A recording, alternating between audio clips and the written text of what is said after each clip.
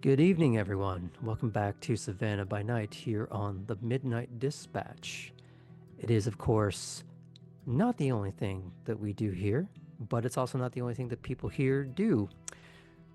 Martel, where can we find you on Fridays?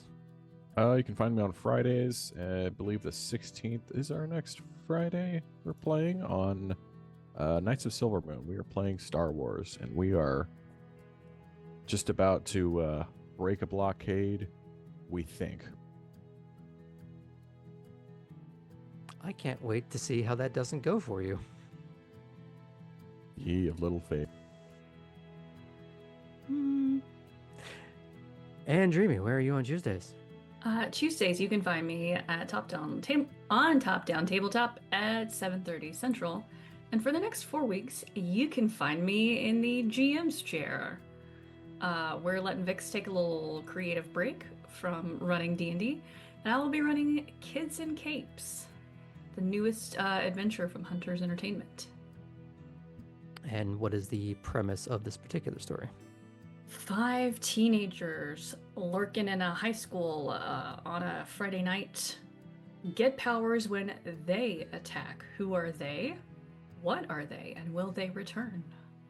Who knows? I have a very pertinent question to this. Yes. Is they capitalized in any way? Yes. Okay, fun, neat. Which letter? The one you don't expect. Tune in to find out. It's actually the H. I thought it was the Y. There's going to be a silent Q somewhere in there. And an umlaut. Double secret probation umlaut. Sam, you had something you wanted to share. Yes, it relates to Midnight Dispatch, and that is that if you are still wanting to catch up on Savannah by Night, we are continuing to release previous episodes on our YouTube channel. And we are currently at episode 19.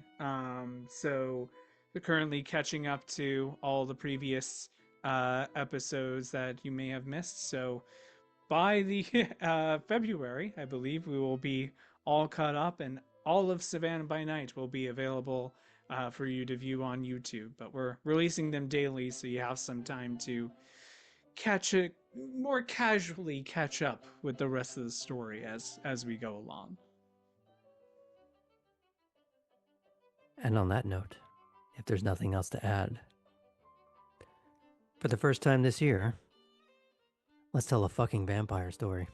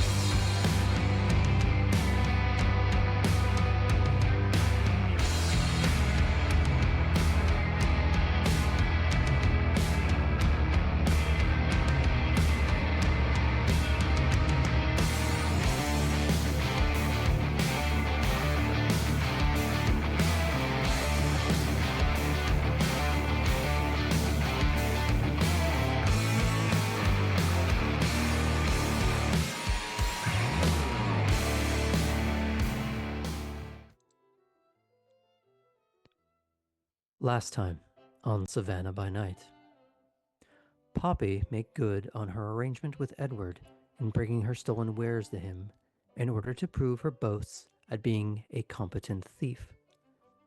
As not only has she pulled the wool over the eyes of security at a SCAD venue, she also managed to steal something while in the presence of fellow kindred.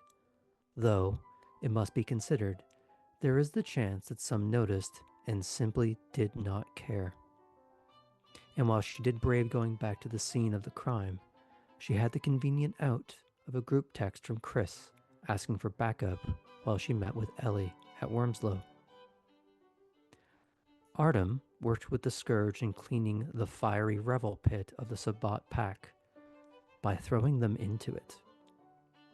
But, thankfully, leaving with one staked into compliance. And as they began to take the long boat ride back to Wormslow, the young gangrel contemplated his complicated history of violence. But while the gangrel were busy transporting a man with an axe in his face, Elli was trying in earnest to bury the hatchet with Chris.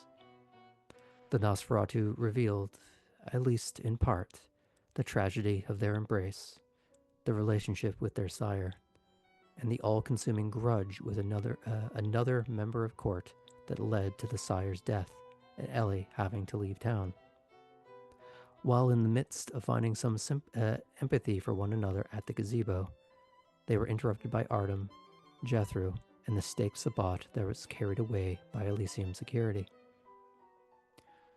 The would-be coterie met back up at the gazebo to discuss not only what they had just seen, but some bandied about theories while others tried to demur on the subject. And while that conversation went back and forth with its thrusts and parries, the rest of Savannah's court began to descend upon Wormslow, culminating in a formal address from the prince about the very real and present threat of a Sabbat incursion into Chatham County. We pick up the next night.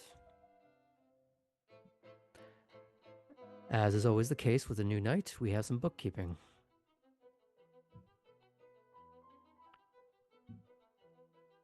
So, we'll start with the nightly blood expenditure. Upon waking up, you lose 1.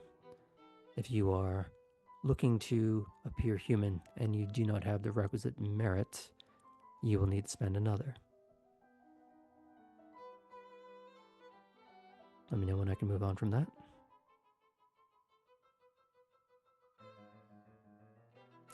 Willpower. 1 is regained automatically each night. However, if anyone needs to correct a deficit, now would be the time to provide an argument. Yes, you with the pointy ears.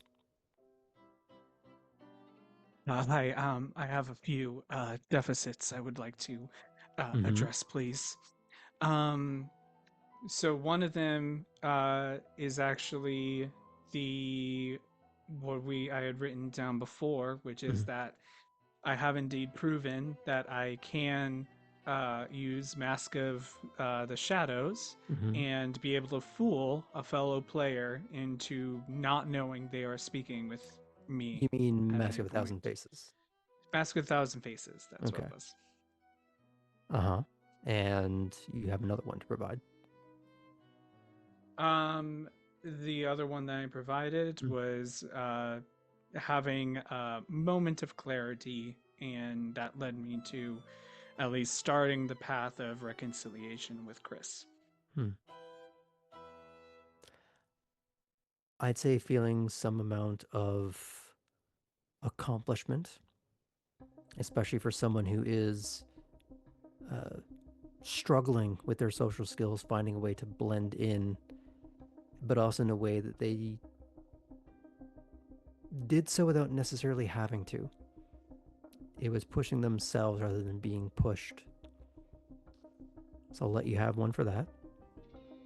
And for the moment of self-reflection, the epiphany, and the attempt to correct,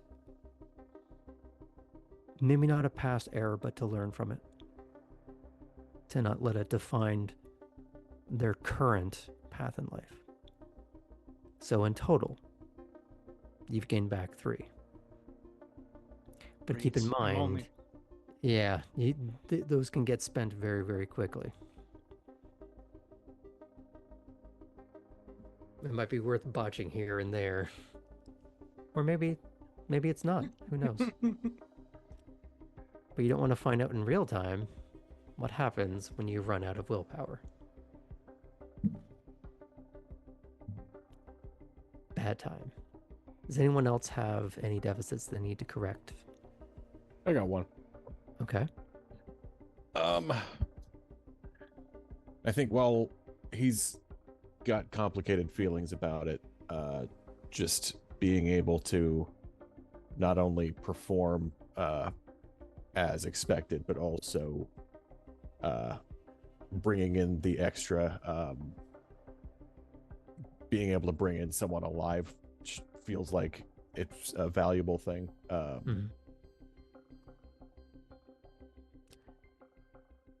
Feeling of accomplishment. You were positioned by 3 people to be noticed for this accomplishment.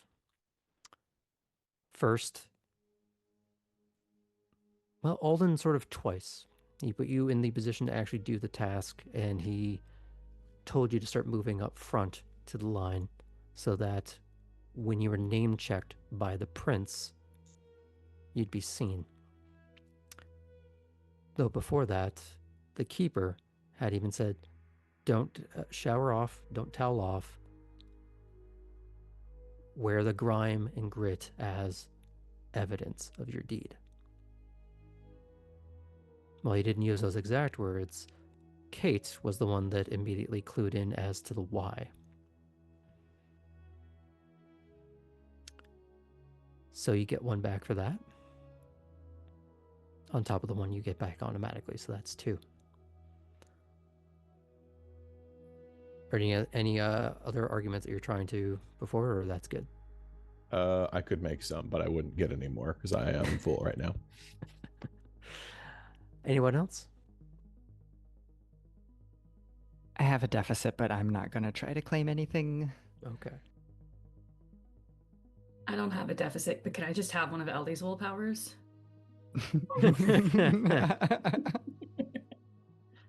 You know, we'll see how the night goes. Cool. There's got to be a dominate power that lets you steal people's willpower, right? Yes, it's an elder ability, though. We'll come back to that later. Kate, Diablerie. We'll talk about it. Have your people call my people. I think it's only We'll do fitting then lunch. that we start with Elli. Just to see how much worse their night can go. But on top of this It's not revelation, started. What do you mean?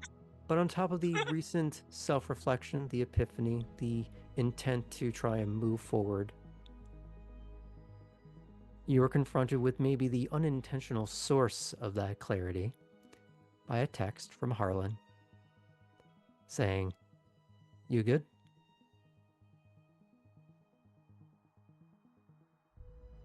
Knowing that your last interaction with him was a swift and perhaps awkward self-removal from the event while he dove on the grenade that was Yvette.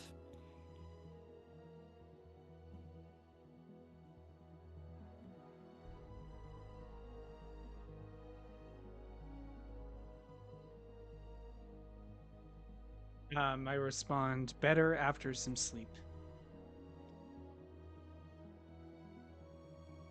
A few minutes goes by till you get a fair enough. Let me know next time you want to hit up a place. Sure thing. Thanks for the fun night out. Just get back a thumbs up. At that point, Ellie is gonna probably text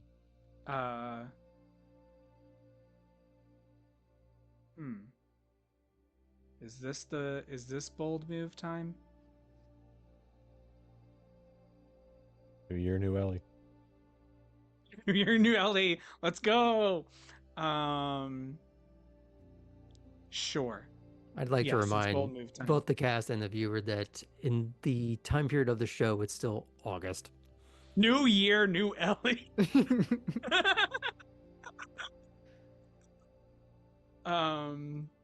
This is when we get the vampire lore that vampires celebrate New Year's in mid-August. Yeah, exactly. The vampiric calendar. Ellie is going to get a text together, a group message that includes Cora, Kate, Poppy, Artem, and Chris, and is going to put into that text, "Hey, it's Ellie. Does anyone have Havel's number?" And I will let people get to that as we filter along into other scenes. And then Ellie starts gathering themselves and goes, like, literally says to themselves, like, "Is there anything else I can do? Anything else I can do to delay this? Does anyone have a different job for me to distract me? No? Okay, here we go." And Ellie is going to start making their way towards their really good and totally cool and not at all terrifying friend, Amon.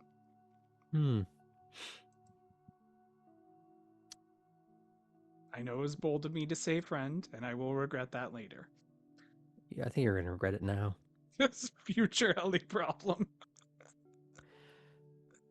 There's always that unsettling shift between the carefully curated architecture of what you know to be the Warrens and the rough-hewn stone of the more traditional labyrinth carved out of the bedrock beneath Savannah. Where once was a semblance of light, there is now the struggle to see your own hand in front of your face. But you are guided by what feels like the flexing, the breathing of the walls, as you know you are getting closer to, well, not exactly where you would want to be as much as your intended destination.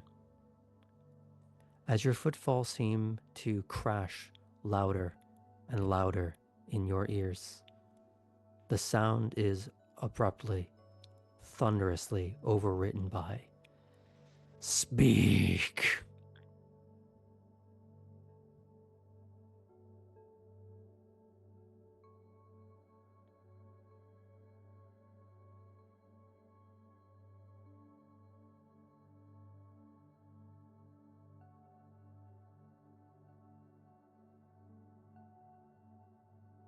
Sabat and Mudmen.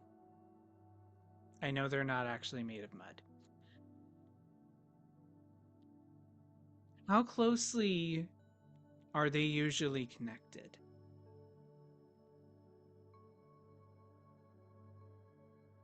You notice a sort of slight canting of the head in the way that maybe a bird of prey might when it is surmising something in front of it. Explain. Well, we have and Ellie pauses for a second because there's a little bit of like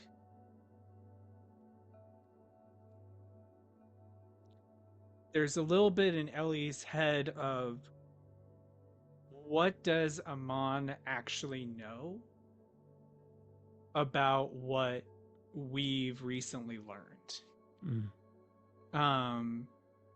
And the fact that he like says explain feels a little bit like, huh,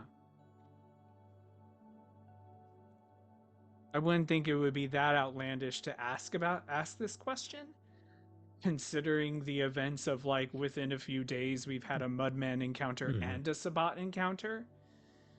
So it's a little bit of like, huh. I'll give you That's a little thing. more food for thought. Yeah. People who are in the intelligence community do not volunteer information. They ask further clarifying questions, so they do not give you more than what was intended. Yeah, that's also valid. So and Ellie says, well, with with recent news, it feels like we have better luck. It feels like too much of a coincidence for both groups to be found within a few days.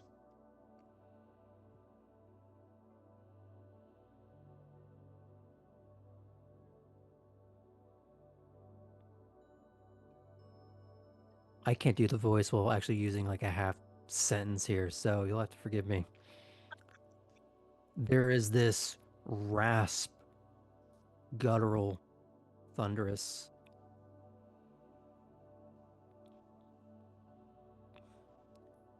correlation does not equal causality.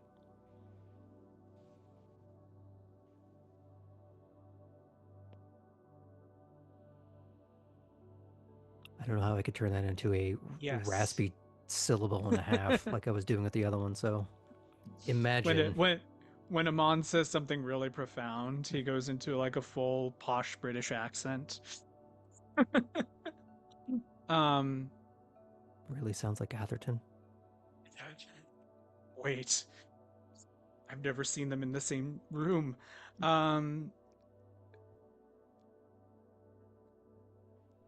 Yes.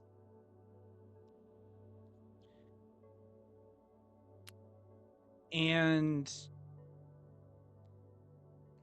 one may have not caused the other, but also there might be another connection in some way. Even if it's not one is causing the other to occur.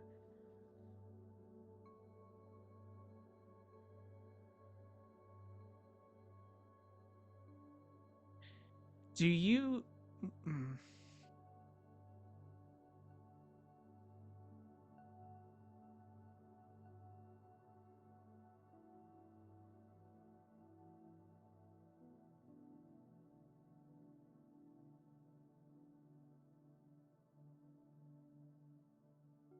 I understand that there are sometimes more... there's more fractious factions. Have you, in your many glorious years, encountered a more organized incursion?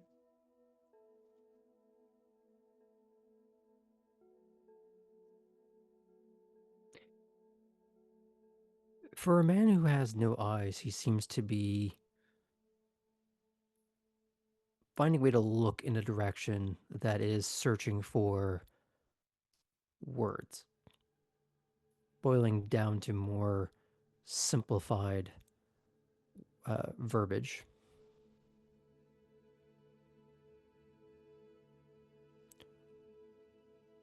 Sabbat were here first.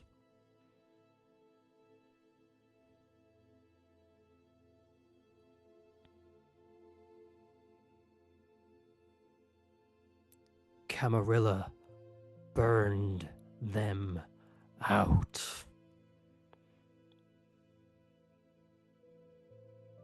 Stole 13th colony.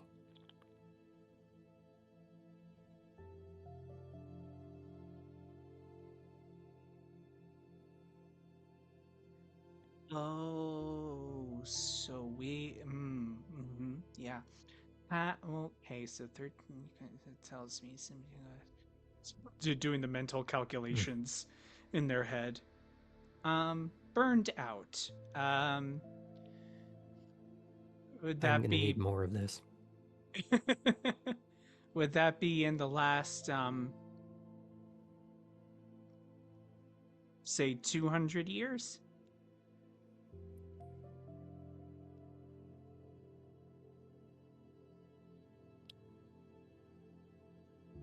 Sherman. Oh.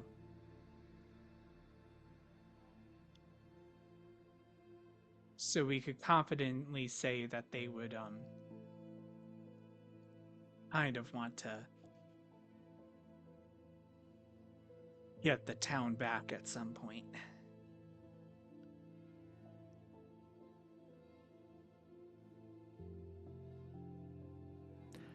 Centuries are no time at all to those who live forever.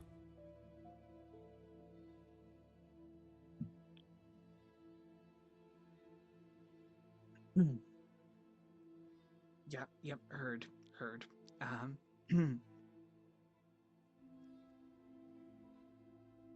Update ode. And there is this uncanny walk, as though both slow and fast. And the best way I can describe this is when you are watching a movie that is filmed in 24 frames on a TV that's operating at 48. It's that bizarre soap opera effect where they are going at the correct pace and yet visually not.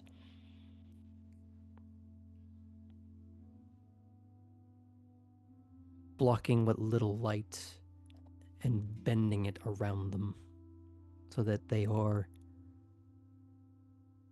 this dark focal eclipse of your attention.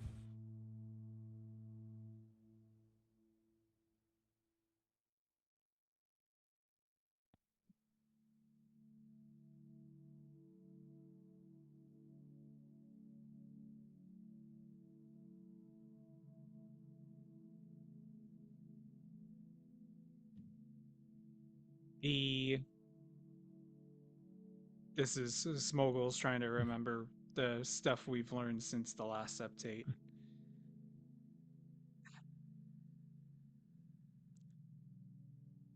The Sabat incursion was already made known to, well, the person who took out the Sabat, proving that this Artem is indeed quite the killer and also very crafty. And it was also made aware to the Ventru, which tells me that the Ventru, or at least some members of the Ventru, might have been alerted to the incursion before the rest of the court was. Eyes, ears, control. Mm-hmm. Not as much info on the Malkavian of recent note. The Toreador is very skilled at thievery. One could almost put her with the Nosferatu in how she can quickly move in and out of spaces.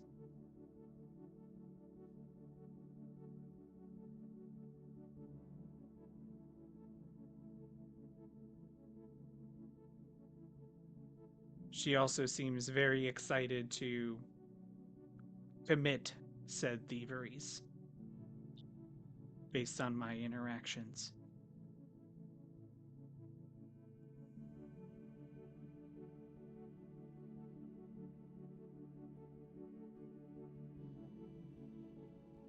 I've been putting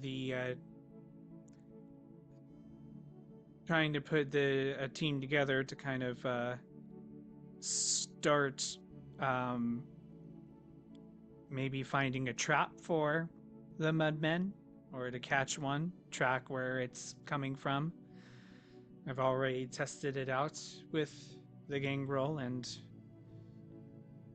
I need to check actually how that's been going. And so we have a couple options for doing that as the updates I have so far.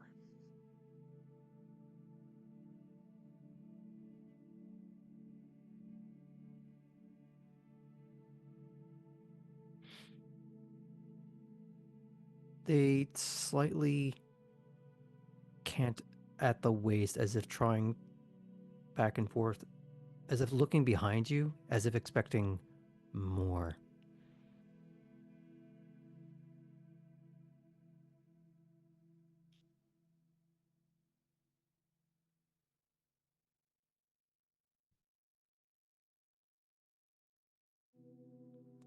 Um,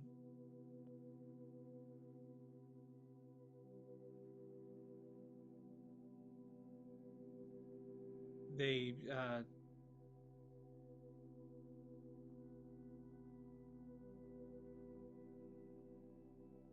I've put a tracker in the car of one of the Malkavian, so I could theoretically be tracking where they are.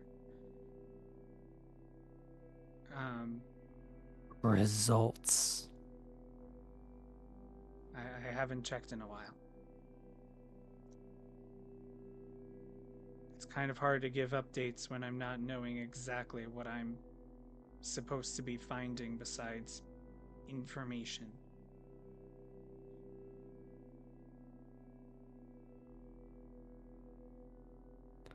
The right hand's business does not belong to the left.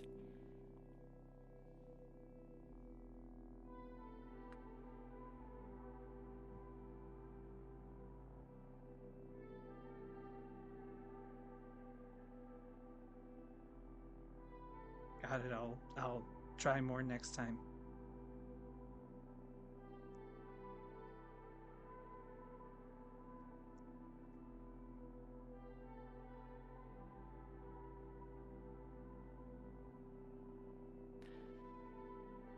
Sam, double checking with you. Is there anything that you would like to add before we fade out of this section?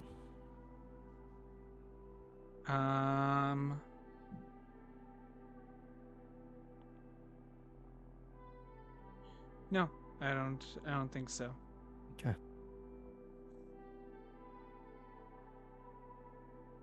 Much like how Amon approached you at first, there's a uncanny, slow yet fast turn as they sway back to their perch. Amid the creaking, groaning, almost chitinous background behind them.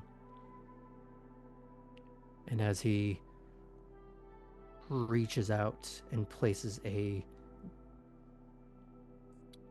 strangely statuesque but disfigured hand upon the wall, there's almost an indentation that follows as if it's not quite solid. And coils of all manner of, it'd be kind to call them bugs, coil and swarm around the hand. And the way the head tilts up, for a man with no eyes, it's though it is he is seeing for a moment. And I'm assuming you leave as fast as possible from there. Yes, Mm-hmm. I do. Now, before we transition scenes, is there anywhere that you would like to be other than outside of that immediate hemisphere of the globe? I am gonna go back to my station and check on the tracker for the gator. For the gator. Okay.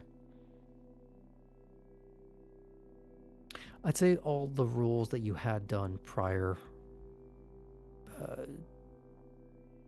renders ruling any further kind of irrelevant. So I assume it's not just when you check in and see where it is currently. There is a series of little snapshots. It's not, I think that was your way of saving on power, is that it's not just a single line.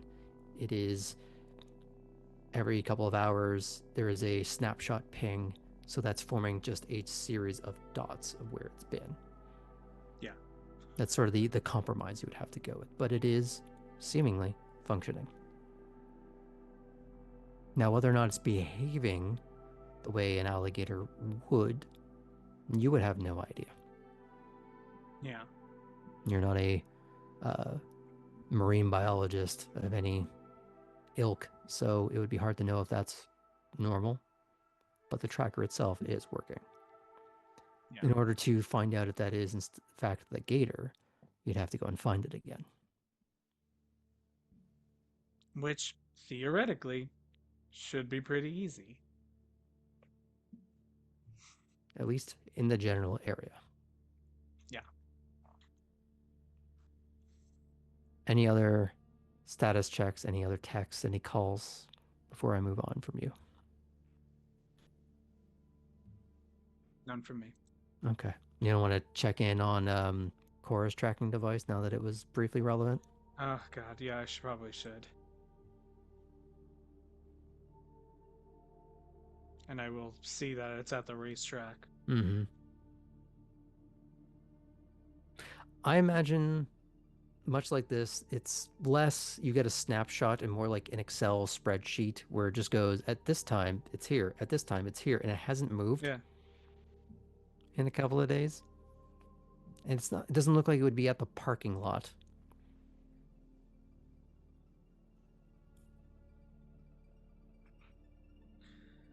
Yeah, I guess that would get enough suspicion from Elli that they're gonna maybe go on an excursion later tonight and see where that tracker ended up.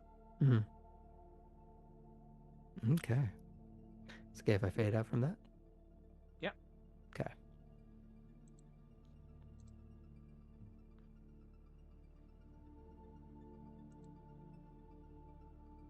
Now, Cora and Kate, you're going to have to help me out here with who is waking up first and doing what.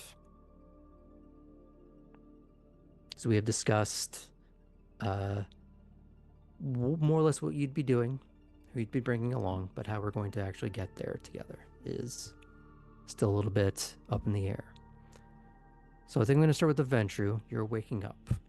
Mm-hmm. You've had a couple of sideways nights. Some additional oddities among the mundane. What's your first move? Is this a non-work night for me? For now. You are considered on call, however, as are the rest of the Blue Bloods at the moment. Gotcha. You received that directive when you met with your entire clan. You will remain armed unless you are going to Elysium. And even then, there's the understanding probably of declaring your weapon at the gate, handing it over. Okay. I will. I'll make a mental note that I need to feed tonight because I'm a bit hungry. Unfortunately, after having fun with Barry, I did have to spend some blood to sober up very quickly. I think believe. Iskar's got something. Oh, go ahead. Just if you need me to send you a text message at any point to move things along or send you a phone call, let me know.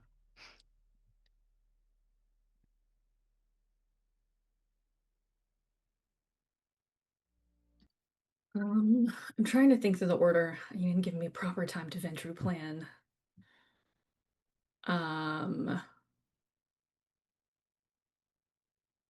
think I'll go ahead and text Belle first Mm-hmm. to not meta, but jump in at any point you want Cora, because Kate doesn't know that you're going to text. Mm-hmm. And ask her if she wants to get together. Ask Belle if she wants to get together and talk about the band from last night.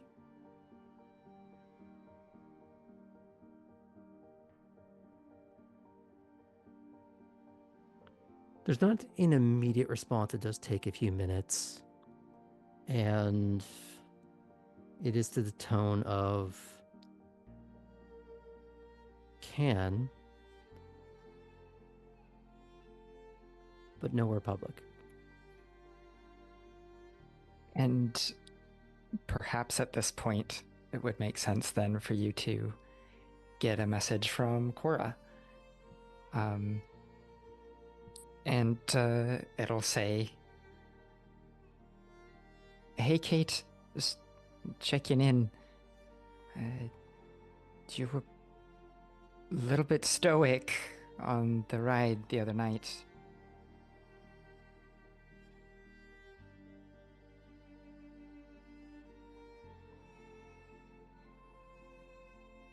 Everything good?" I think I'll just get back. I'm making it. Okay, and then she's gonna say, "Listen, Kate, bit of unsolicited advice. Do you bottle things up too much? It can end really badly. You don't want to be like me, I know personally. Listen, I've maybe got an idea if you're interested. Want to try to unwind a little, something different." You just get back a question mark.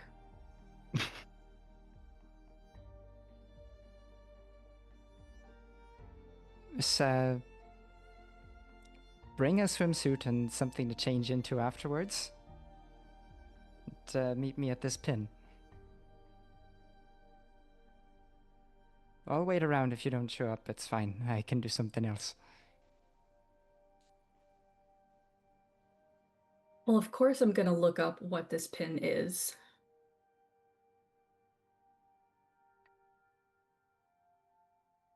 Is anyone gonna... Did you just pluck something out of thin air, or? Yeah, I think Cora was smart enough this time to keep the intrigue and has not dropped a pin on the actual location that you're going to be going. It's like just a random corner somewhere, so far as you can tell.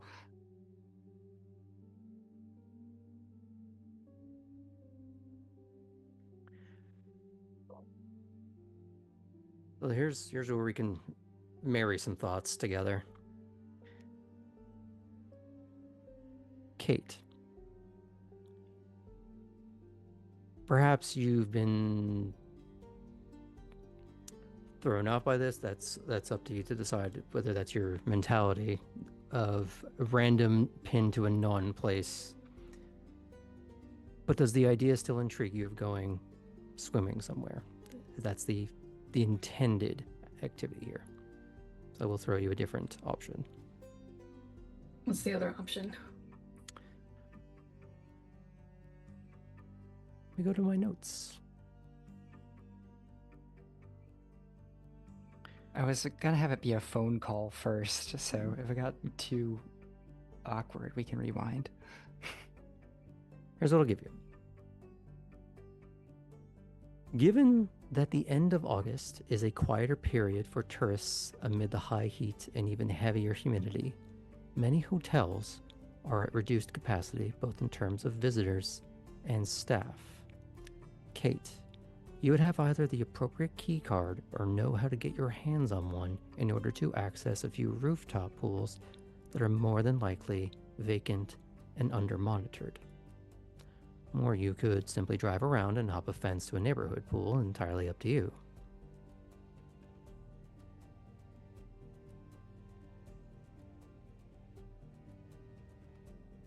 In that case, I am If you need to rewind to make this a little smoother for yourselves, do that. I just want to provide that as the sort of easier, smoother route into things. no Sure. with that. I'll let it go as is, but with the non-location, I'll write back. Okay, vague as hell. What about a rooftop access instead? Okay. I was gonna show off a bit, but I'm intrigued.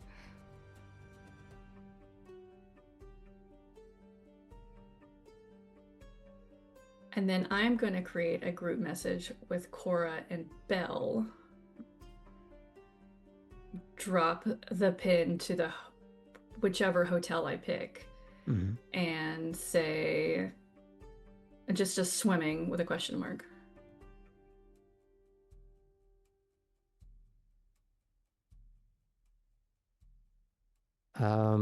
And then I'll follow up knowing Belle with people free, just us.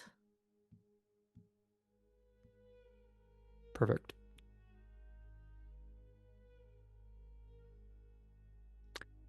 Bigger question. Carpool, question mark.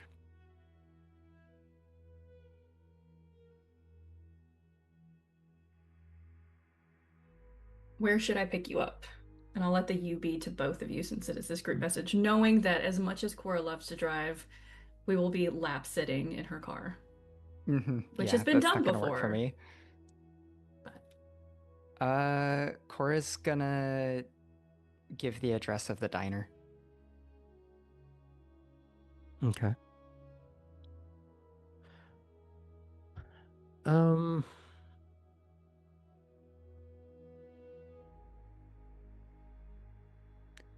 Belle would give an address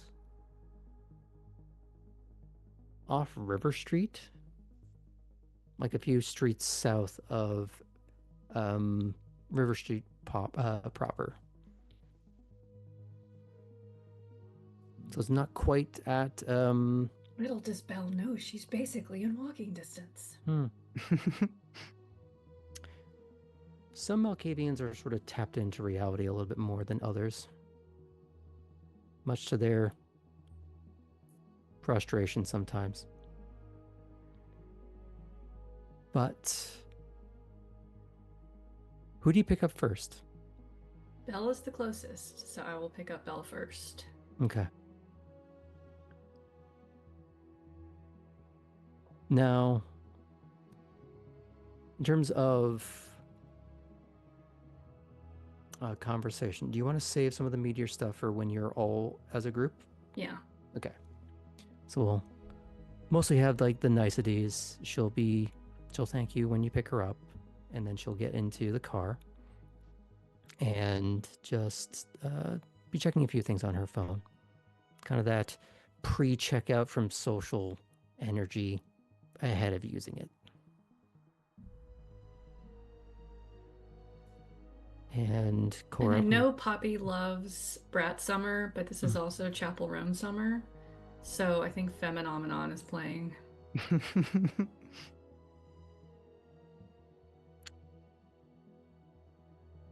Do you have it on a loop, or do you go through a whole I mean, list it's of the songs? album. Yeah. Okay. And then when you pick up Cora. Oh, this time last year I could tell you what like the third or fourth song on the album is. I do not recall off the top of my head at this point. But track number 3 or 4, which I think Sam is pulling up. Thanks, Sam. Un momento, and then we will know to better immerse ourselves what song is playing. But I'm going to pick up Cora. For the sake of stream, that won't be playing on here, but I do appreciate the gusto. Sam is going to sing it for us, so it's drastically different enough to not get pulled on a copyright claim. You don't know how well I can impersonate Chapel Roan. Come on now. That's for the after stream. Mask of a Thousand Faces would disagree. But anywho. So you've picked up Cora, and you're on your way. Mm-hmm. What's the interaction that follows here? I mean, I suppose you find her just like hanging out near the diner with a duffel bag. So she'll hop She's in. gonna look at the duffel bag and go, once again, a little shady as hell. Well, maybe I'm trying on a different sort of vibe. But Kate, I'm excited for you to take the lead, I suppose. perception alertness 7.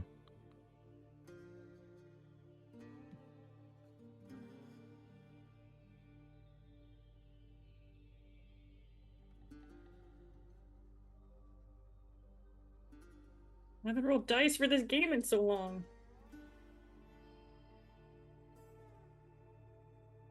Can't relate. 3. As in, you rolled a 3 or 3 3 successes? successes. Okay. That's enough to know if Cora has parked her car there. Did Cora park there, or did she walk?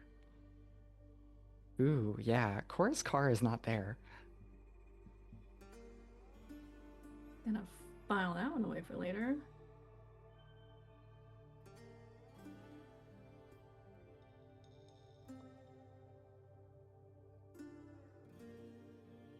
I'm not gonna say anything, just gonna, yeah, file that away. She could have taken a ride with driver 616. You don't know.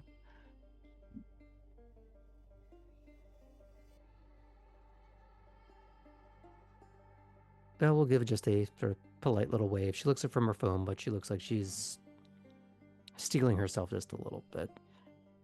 Belle, it's nice to see you. Hi. And she didn't bring a bag or anything, but she is wearing just a like very breezy like white sundress. Nice.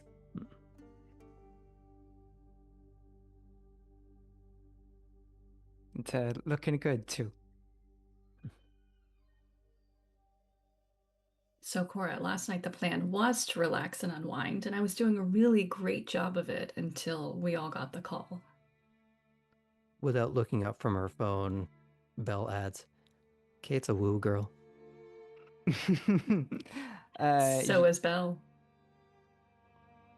Well, I didn't know so much about Belle, but I've seen Kate at a drag show. I already know that. I'm glad you two were having fun. And glad we can resume it. So, Kate, what's this plan of mine that's become a plan of yours? Oh, we're just going to one of the rooftop hotels. Okay, nice. So, the Homewood Suites at the east end of River Street is an all-suite hotel, meaning it is often used for longer-term stays like corporate housing, those with younger families, or visiting members of the film industry and the like. But with the sweltering heat at the end of August, there are fewer and fewer tenants than there would be otherwise. In fact, this was one of the venues considered for both Cora and Kate's living arrangements, but for very different yet interrelated reasons. While you are there, of course, with the attached pool on the currently untended... let me start that over again because I misread that. As you proceed through the rather sort of modern but kind of plain and drab and understated lobby, you take the elevator up. And while there, of course, is the attached but currently untended rooftop bar, the main event is the pool. An underlit, shallow rectangle raised amid a slab of tan marble and an overhead wooden trellis. The cabanas offering a gauzy reprieve from the immediate humidity and a view of this side of the city, as well as the Hutchinson Island just across the Savannah River. What do you all do? Quick FYI, I've posted a picture of the pool at night in the Discord. It'd already be up on screen. Oh. Tis. You forget that I do my own homework for this.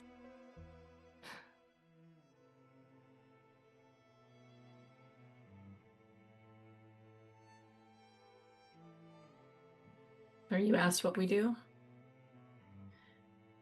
Kate is going to drop her bag and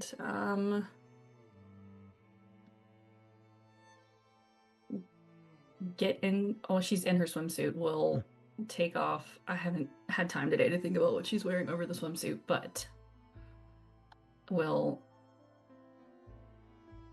disrobe to her swimsuit.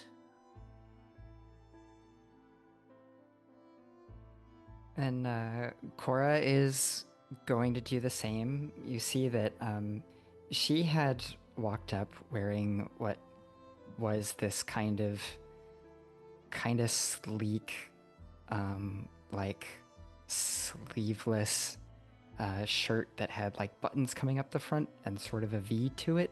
It was like the color and pattern of almost like a drying oil slick on like cracked concrete, and she's got palazzo pants on too. And you find that as you approach the pool, she unbuttons some of the buttons of this top to allow the V to dip a little more, and she drops the palazzo pants, and that is her swimsuit right there.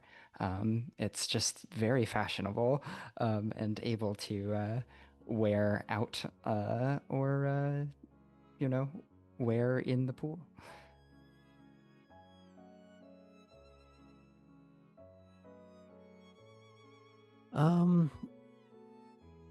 Belle will slip out of the low heels and walk up to the edge of the pool and quite literally dip her toe in to test the temperature. And in a very graceful, smooth motion, single motion, that sundress is off the shoulders, around her feet. Just a very tasteful but high cut, like powder blue, almost metallic one piece, and dives in such a way that the water almost refuses to accept that an action happened. There is no ripple or ruffle along the surface that is easily noticeable. And in your own ways, you have noticed her being someone who, having some sort of like model's grace being the first ways that you have seen her. And there is often an amount of poise in the way that she is sitting or standing. Hardly seems surprising.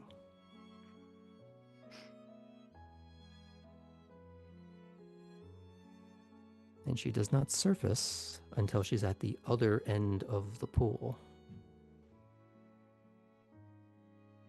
I'll just yell out, "Show off." And then remind me, you said this is just like a lounging pool. It's not deep enough to like dive in or anything.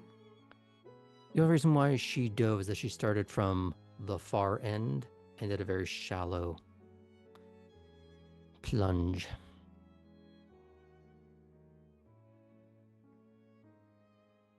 I'll just slide into the pool. Cora intends to also do a little dive.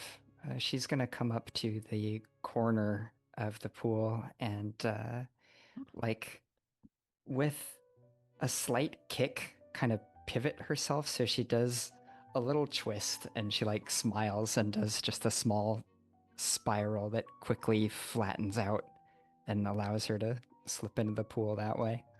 And then Doesn't surface at the very opposite end like Belle does, but maybe about midway.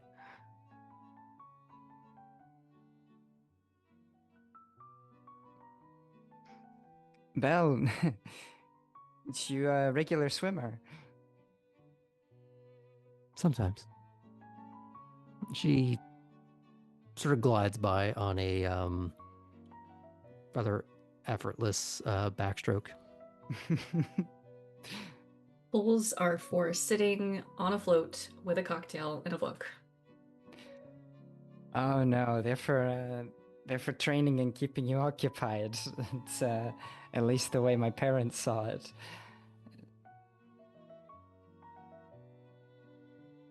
She looks back and forth between the two of you.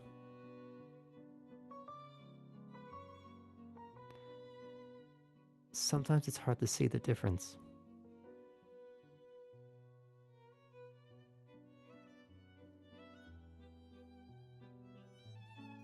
And she sort of snaps to for, oh. What did I say? Never mind. And she just sluices off again.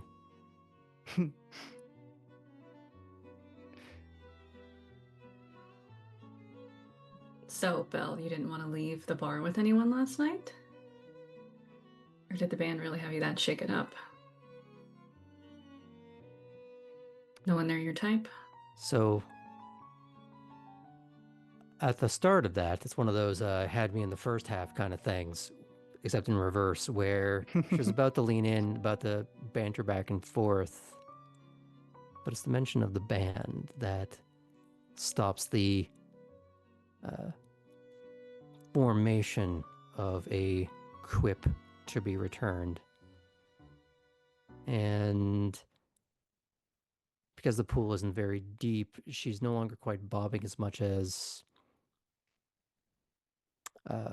her heel is touching the bottom of the pool, and she's just sort of slightly anchored in place. Ah. Them.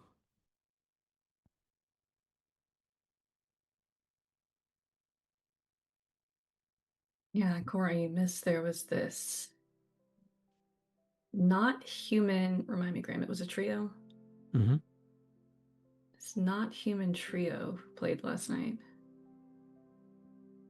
I don't know what they did, but it was weird. Interesting. Anybody we know? Not in the band.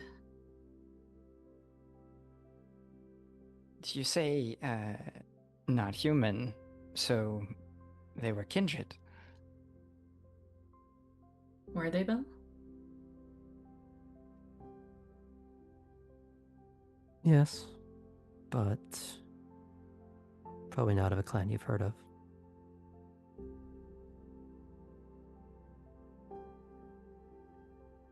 What do you mean?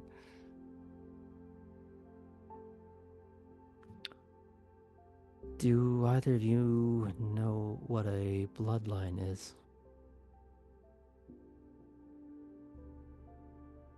Would I? You'd have a base understanding. You'd probably even know what some of them are. Would I?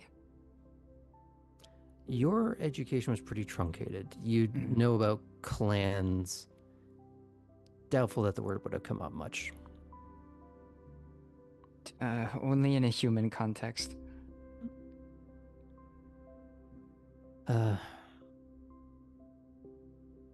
She kicks over to the side of the wall so that she can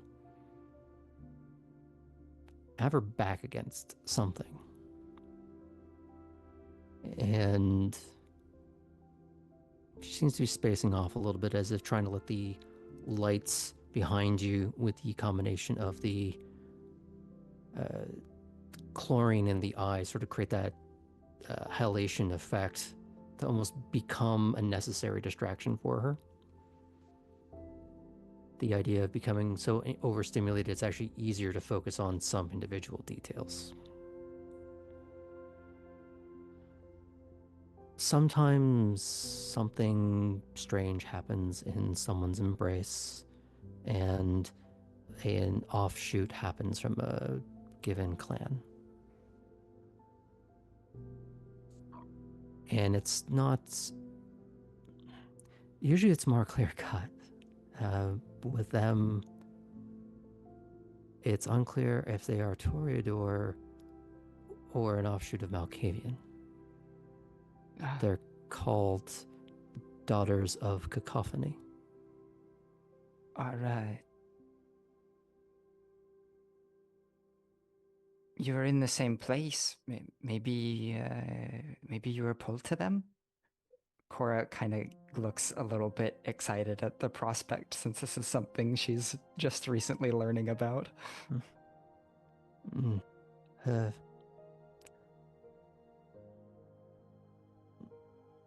she looks over at Kate for a moment. You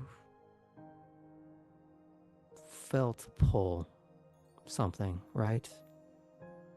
Yeah.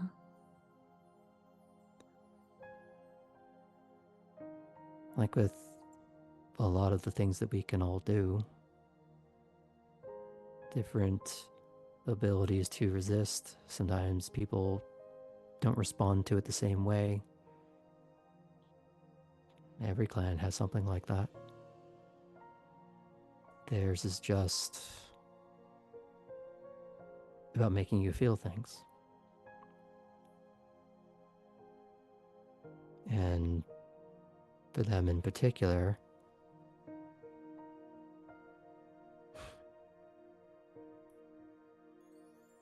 they are looking for their sire. That's what the song was about.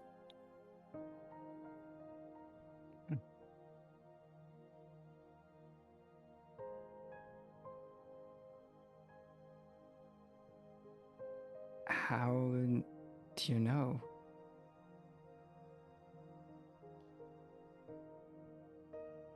Because she used to be with Alden, the seneschal.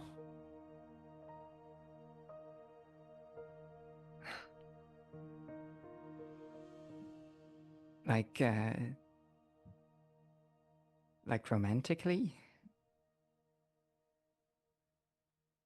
She gives a little sort of meek shrug.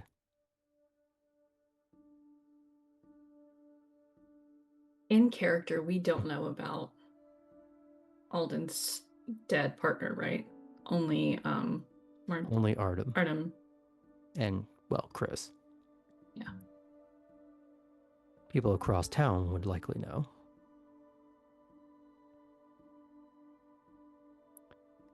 Were Poppy here, she would notice that Artem and Clarice tend to be quite...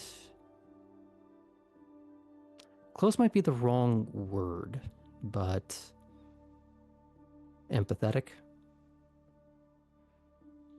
Alden, not Artem. That too. Listen, I'm operating on 2 days of a migraine, so wish me luck. So, how do you respond to that revelation?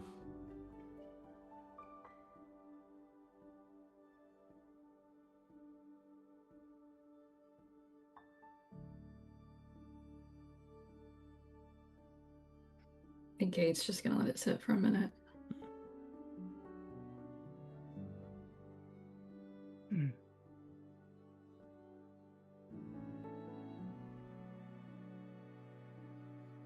It's used to, so do you know what happened?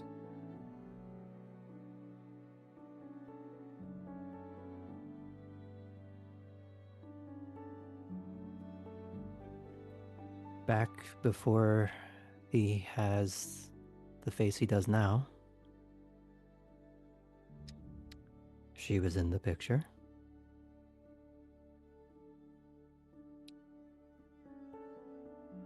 The storm and the Sabbat came.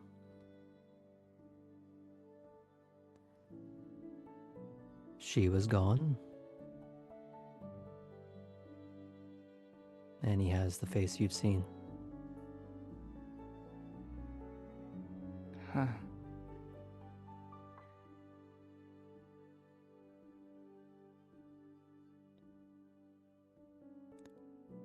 And then he had Chris.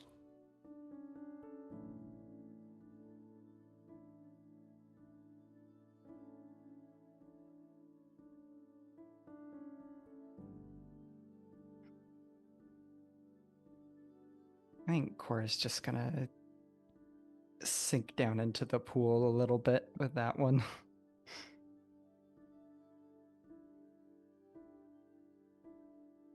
You know, they have a melancholic little family.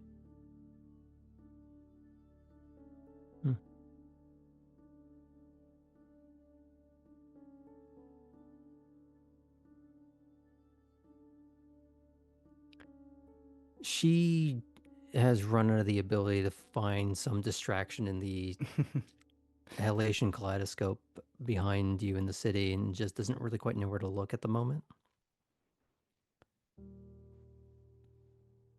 I'm gonna give her an out from this heaviness and go, Mhm.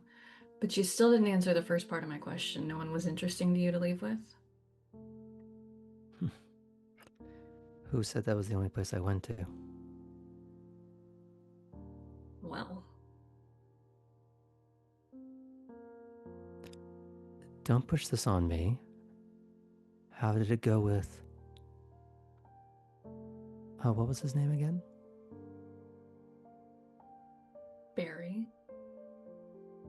So far as I could tell when I picked her up, she seemed to have a pretty good time. Might have been too drunk to drive.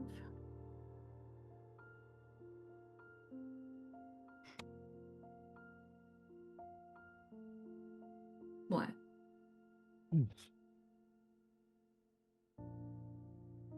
Well, certainly blowing that stereotype out of the water.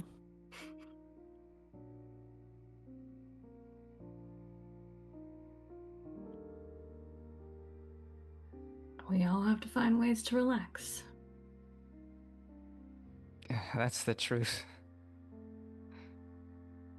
Especially when you get to open a hotel room to the remains of a Sabbat incursion.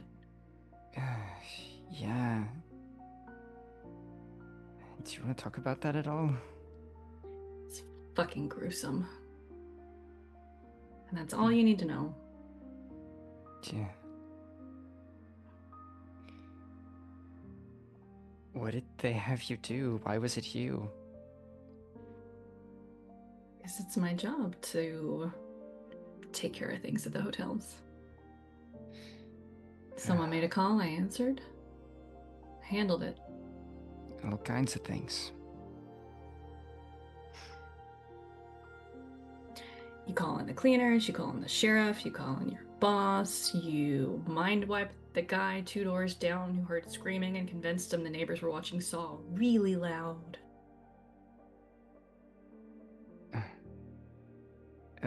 Hang on, mind wipe? Yeah. Dominate if you want to get technical. Don't think I knew it could do that. It's useful. It's merciful if you're him. Just gonna say, you think it'd be a mercy for you right now? No. You want to remember it? Helped me earn a little recognition in the venture meeting.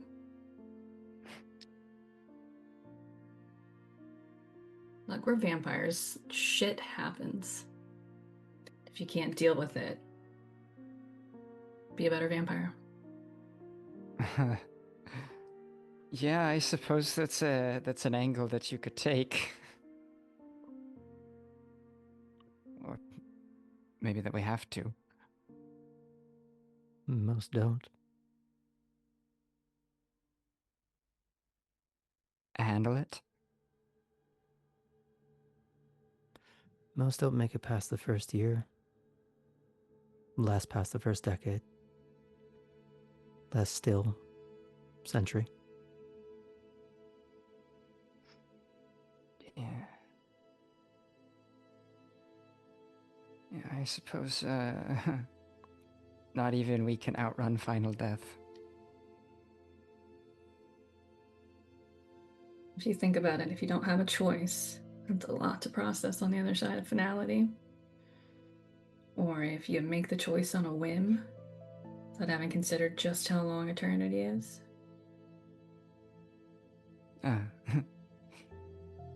The choice. Yeah. I know not everyone gets a choice. I mean, I guess I technically chose this, but, I didn't have a whole lot of options at the time.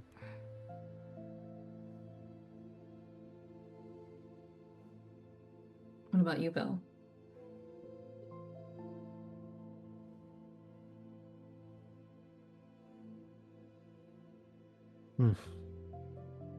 Me and Hobson go way back. Out of character, Hobson? Have we heard that name? Hobson's choice. There you go. Oh.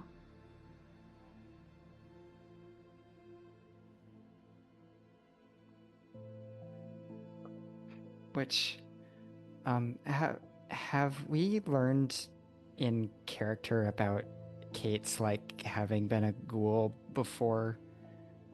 I don't think so. No, I don't think that's been brought up. So, let's see. In that case, I think I'm gonna say, well, it sounds like you and I have something a little bit in common then. Kate, maybe a little bit differently for you. How did it go, your embrace? Was a ghoul for a year first? You were a ghoul for a year first. Was recruited. That's very, very interesting. So, It's very, very untrue. yeah, recruited by your sire, or just By my another sire. entry? Wow. On election night. On election night. So, okay, details. My candidate won. I ran a really great campaign. So you were on top of the world. Then I got a job offer.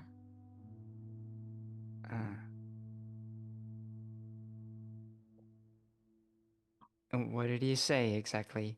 Or I guess, yeah, no, we've used the name and the title, so yeah. Okay. What did he say exactly? I don't remember the details, but a chance to shape politics for decades as opposed to years.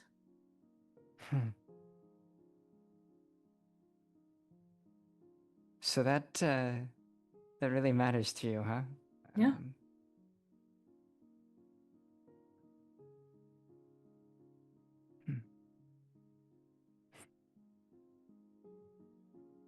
That sounds nice. Having a direction like that.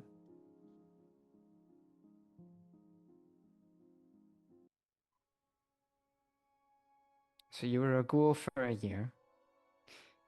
And then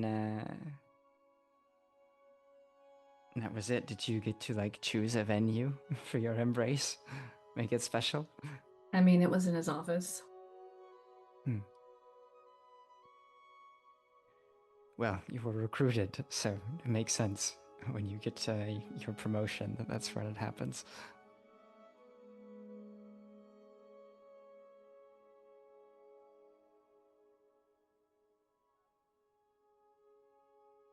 Did you spend a lot of time there afterwards?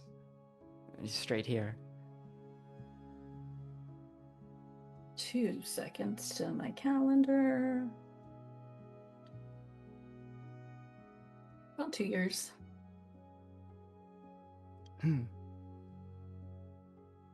And so how is politics on the other side of things?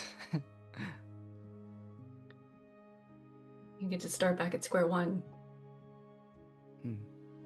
Well, no, that's not true. Here is square one. Erebus being the child of the Prince of DC. The square 1.75 with a Yeah. gilded edge. It does seem like even here people treat you just a little bit differently than the rest of us.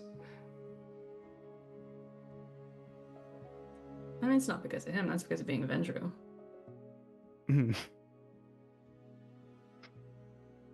There's a lot of expectations that come with it.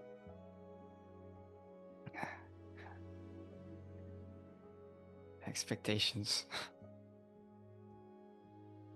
You know, I gotta say, Kate, I like you and the other venture we've met, but I'm glad I didn't wind up one.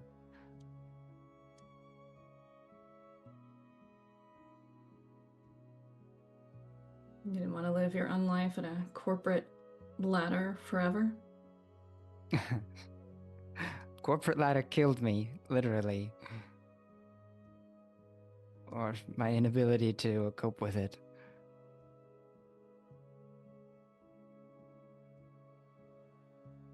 And so your illusion of choice was the embrace or death? Yeah. I was, and Cora's gonna go ahead and float on her back now. While she talks. And, say, I was, got into a habit. Go out to the track, use the car while nobody was around late at night, push it, take it right to the edge, that place right where I felt like I was about to lose control, where I couldn't quite take it. And it was freeing to have to focus only on that. Time seemed to slow down, but that night, I don't know, I made a mistake, or there's something with the car. I'm not certain, but I wound up upside down with the steering column through my chest. And if my sire hadn't been there, that would be it for me. And so the track now is to what? Prove that it's not going to end that way, or prove that it will?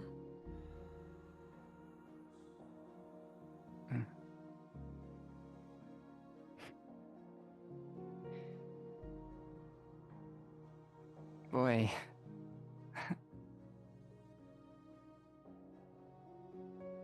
I'm not really sure. All I know is I wasn't ready to die.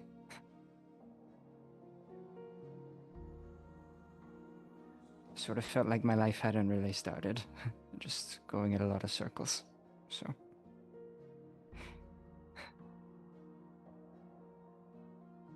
When I had the chance out of there, I took it. What about you, Belle, since we're swapping embrace stories?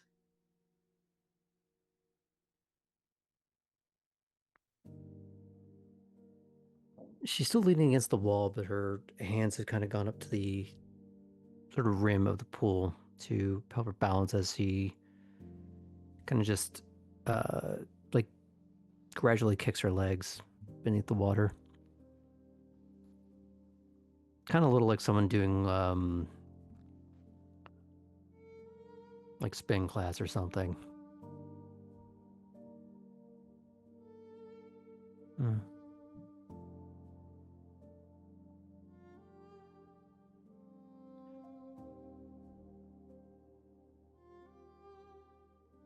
Sometimes you take the wrong person home.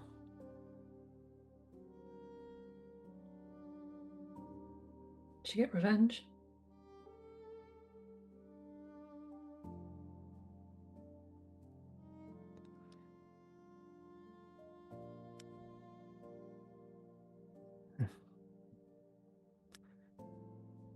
What could you ever do that's more than that?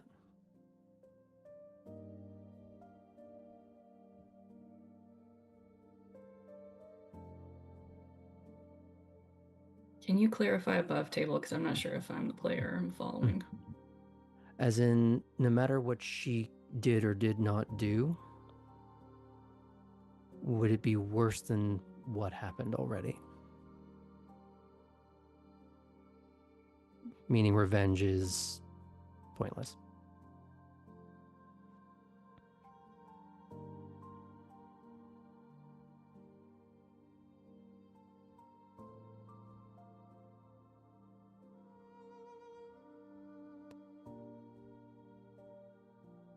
Sometimes stories aren't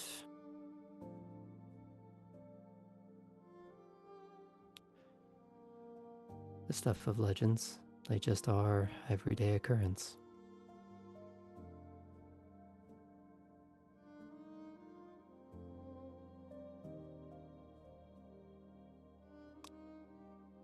Random 5-away lines in the paper, if that.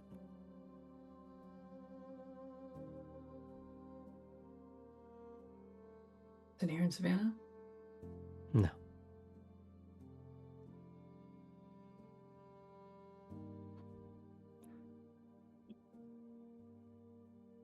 Half the people here aren't from here. Gathered.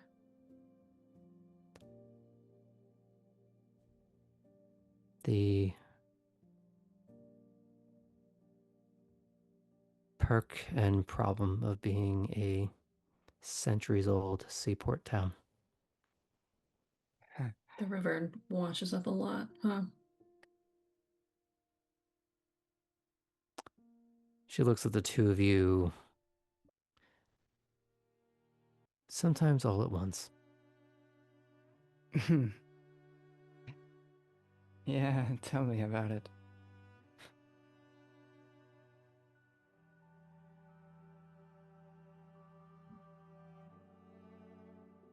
For what it's worth, I'm glad we showed up at the same time.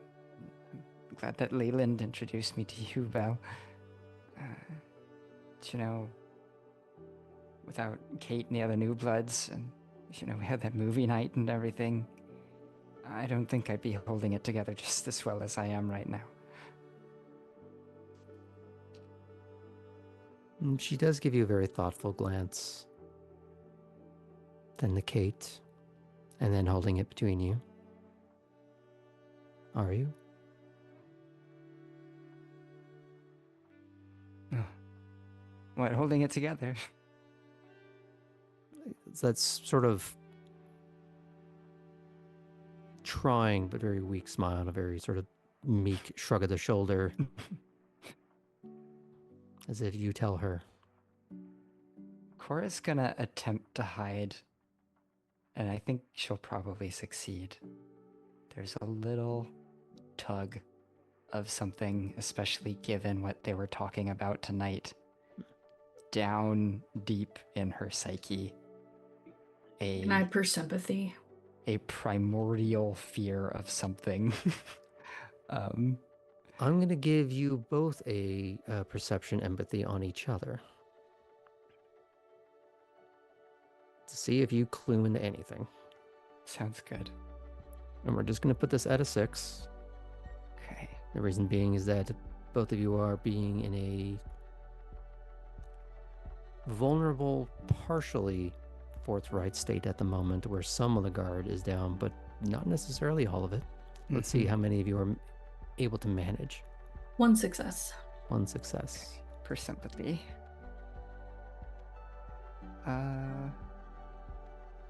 Ooh, okay. So I wound up with a couple of ones that defeated my successes. So my 2 ones cancel out my 2 successes. I have 0 successes. Okay. You can't read anything on Kate. But what does Kate read on you? It's only 1 success, so you don't have to go too deep with that, but... Sure. You see when Cora asks the clarifying what holding it together question, there's a little twinge in her face and sort of a look like she's like maybe about to like throw up a little bit. Like she kind of pulls that back in. She looks The hamburger's been sitting there that long? She looks like she's having a little unpleasant physical effect at the question. Like, being in the pool is hard for her equilibrium right now. You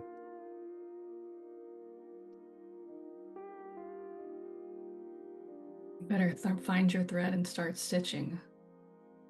You could become one of Belle's statistics.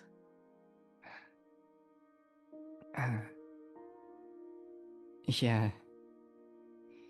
Yeah, I do just need to hang in there. But like I said, I've got you in the gang, so everything's gonna turn out just fine. You got a plan for when it all goes to shit? Because it will.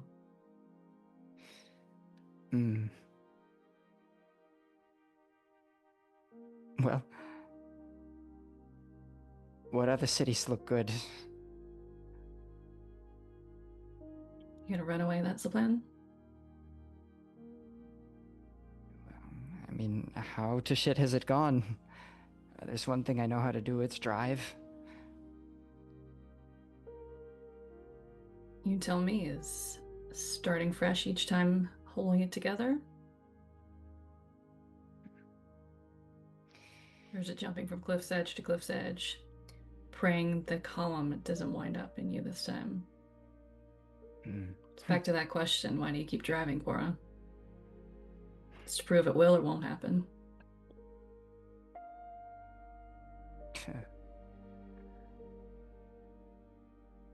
You know,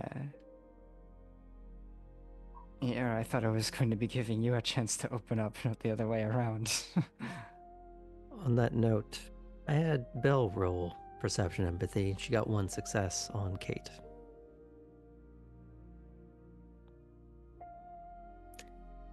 Is she holding it together? And if so, to what extent? She's starting to.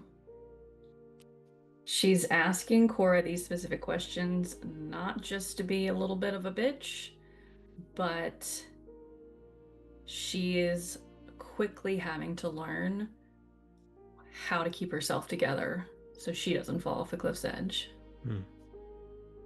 It's times like this, it's last night, it's finding moments like last night in between a gore splattered hotel room, in between bringing in the body of the person who made a gore splattered hotel room.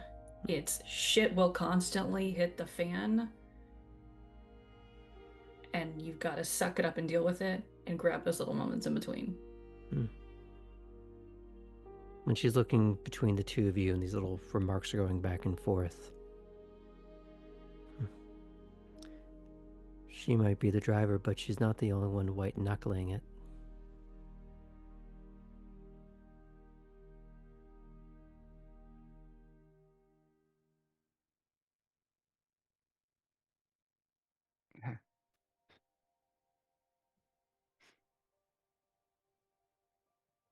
We all are, if we're honest.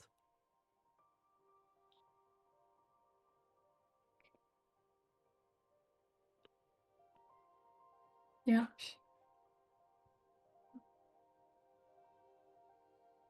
Having to start over in a city with no privilege kind of sucked.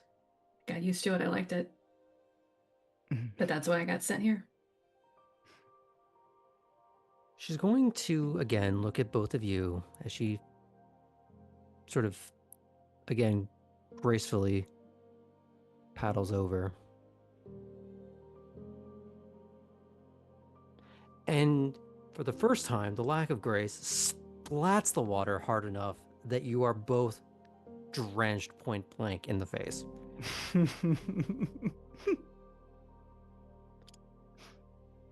Oh, suck it up.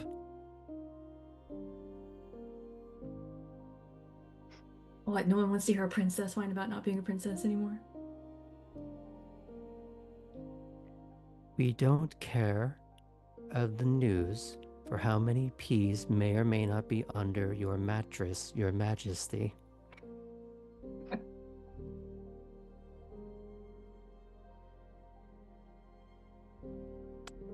Look, I Like know. the peas and your bed, life is full of lumps. Not quite as bad when the lumps are shaped like Barry was. If it's just a lump, I have other problems. So the real question for the girls is, was that juice worth the squeeze?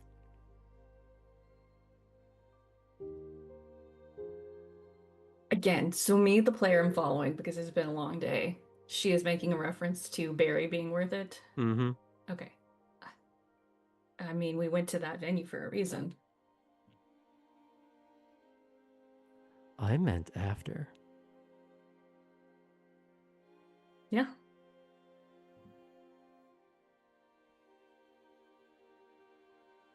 I mean, as a guitarist, I'm sure he's pretty good at fingering. I do like to play with my food.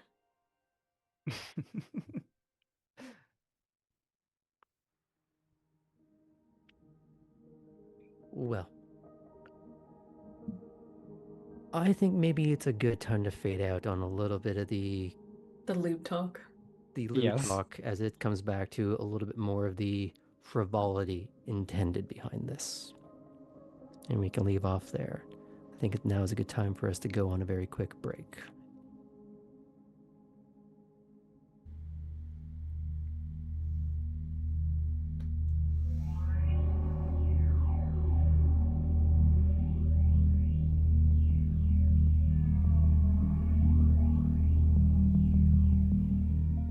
Welcome back, everyone, to the second half of Savannah by Night.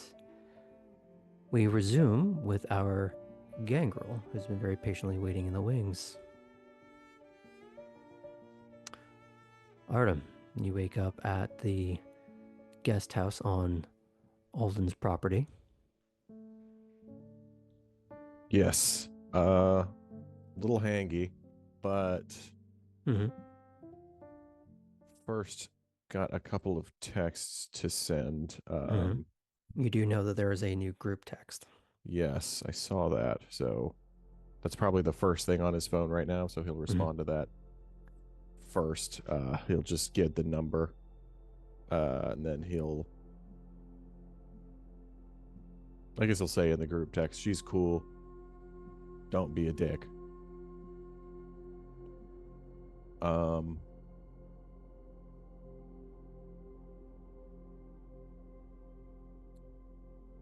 Next, Kate had texted me, Mm-hmm. and we can say I responded last night or right now. It doesn't really matter. What did I text you? It's been 3 weeks. I think it was just good job or something. It may have been more than that, but I don't know. I think that was the That was thrust the of it. gist. Yeah. He basically just thanks, one word response, and then later he would say, we should talk. Probably not tonight. Okay. So, And then Cora, he would say, sorry about last night. I did want to tell you. And just leave it at that.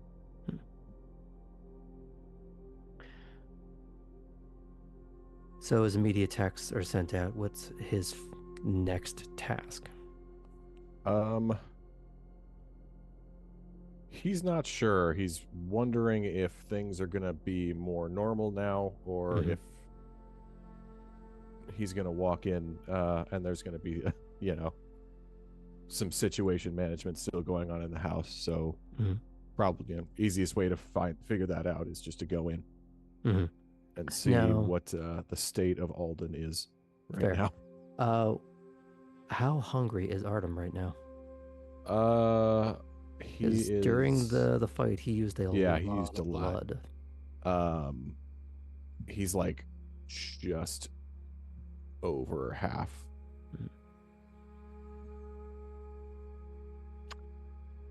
And But if he it's hard to know what that blood blush, pool is. and He'll be under. Okay. Well, let's start with you waking up first, sending your texts, going into the house to see if you even need to spend that. Is it normally reflexive for him to spend the additional for blush, or? It's actually not. He got very used to not doing it in the woods. Okay, so that's more of a recent thing that he Mhm. has been talked into, sort of. Okay. Fair enough. So as he walks into the house, you do find Alden in a state you probably haven't seen him in before. You're used to seeing him in not necessarily a suit that's several thousands of dollars, but a good suit. Mhm. You imagine he's not necessarily going out to a tailor in town to get done up for obvious reasons, but still a good suit. At the moment, though, he is wearing boots, sort of more rustic looking slacks with like brace suspenders and a workman's shirt with the sleeves rolled up to his elbows. Much more in keeping with the image most people would expect of a gangrel.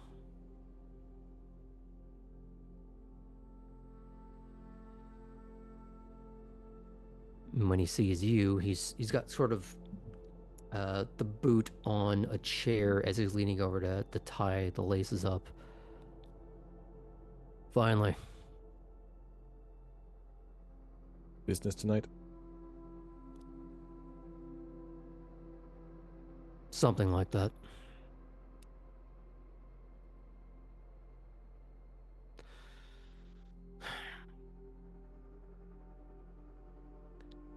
He looks at you.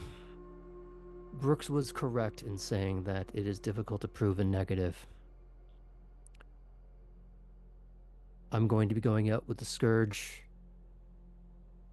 And have you met Vern? Mm-mm. Another one of us. We're going to do some more sweeps until we're satisfied there is no more stench in the air that can be attributed to them. In the meantime, the most defensible place in the county is Wormslow. You will be taking Chris there. You'll return for sundown.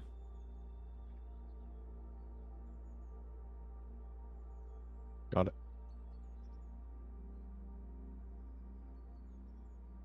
Off you fuck. Yeah. Chris. Yeah.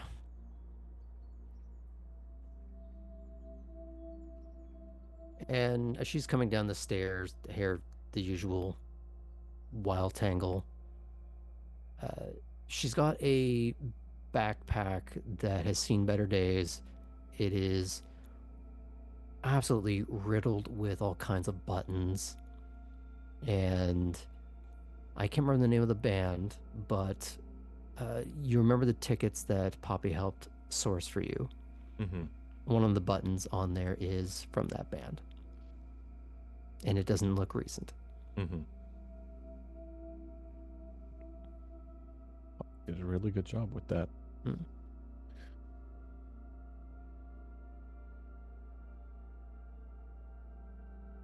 Okay. Do I have time to eat? Are you asking me or Alden? I guess I'm asking you.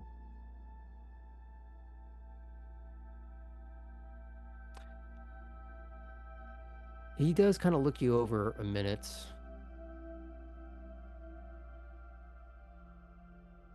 Ask Atherton if you can go for a run if you're hungry.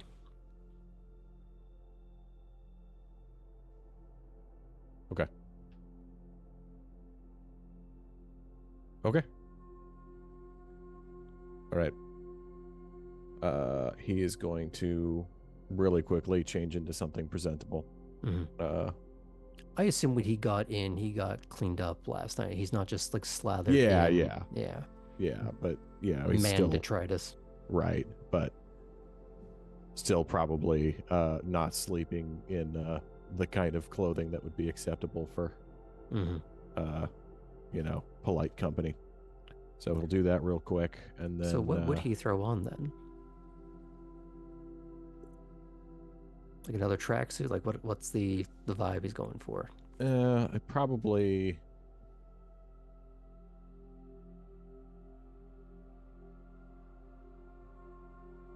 we'll say button-up shirt, jeans, nothing too fancy, but acceptable.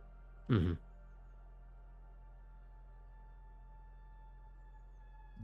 Okay. You get in the car and you head on out. Mm-hmm. She's kind of just skimming through her phone for random shit. Maybe Mhm. sending a few texts. She does visibly react when she does look at her phone and sees the new group chat. I don't know how I feel about this yet.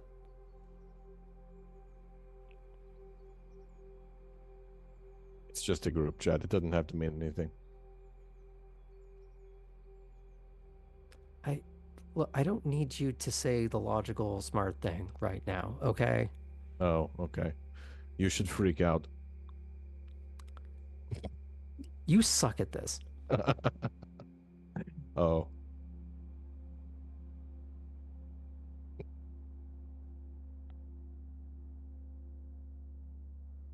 All right, Chris, what should I say?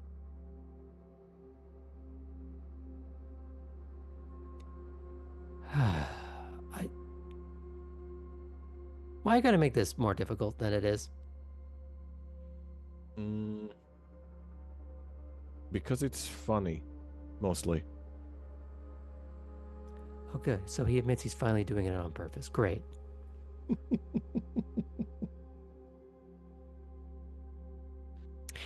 You know what? Just for that, I'm gonna start a group text that's just you and Yvette and whoever else I can think of.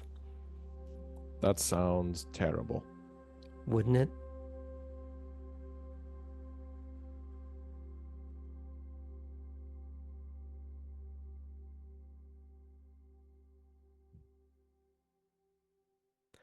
So, are we gonna talk about what the fuck?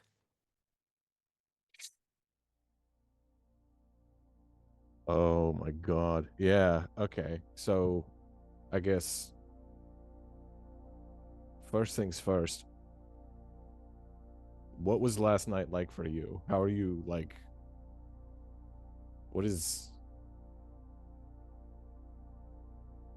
what happened on your side? I saw you drag a dude in by the face. Oh, really? Were you just like there? They didn't tell you anything? I was at the gazebo. I saw you and Jethro. Oh, okay. Okay, yeah. So last night Alden told me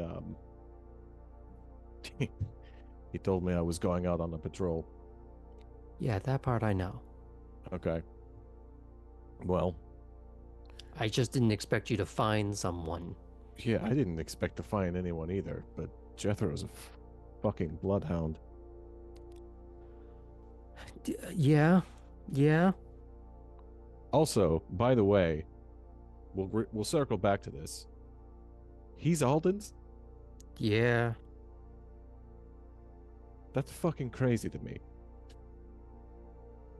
Anyway, not focusing on that. So oh, anyway. it's crazy for you. For you, it's crazy. For one moment, I want you to consider Mm-hmm. Oh no, I wearing did my consider. chucks. That's why I think it's crazy.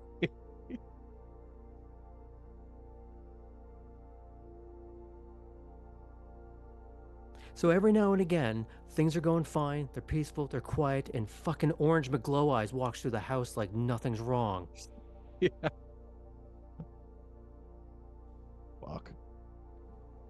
Yeah, the second I got here and I saw him, I was like, oh, I do not want to cross paths with that motherfucker, like, ever. Yeah, and then he walked through the house. Yeah. Well, I'm looking forward to that. Anyway, we'll circle back to that. So, we're out on the boat, and I guess we're looking for, obviously, what we're looking for is the fucking Sabbat, and they're not quiet, right? Like, they were yelling, they were dancing, they were just, it was serious, like, guys being dudes energy, except it was a bunch of, like, evil monsters. There was 4 of them, and we snuck up on them, which was not hard because they were very occupied. They had built this fire. I pushed one in. They didn't know what the hell had happened, so they were very surprised to see me walk out.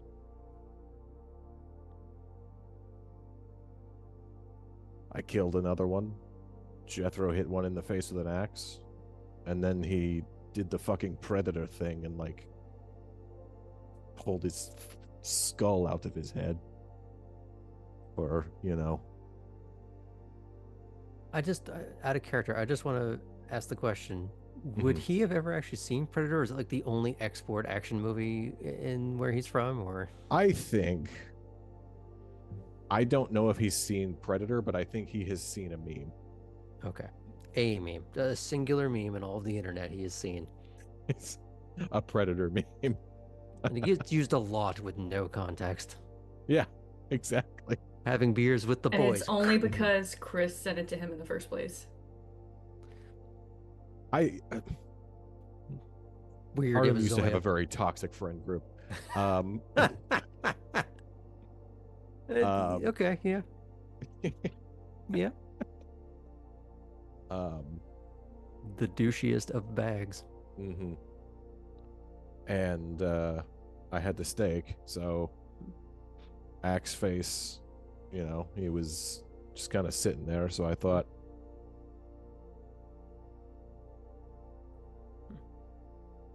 this seems like a good thing to have.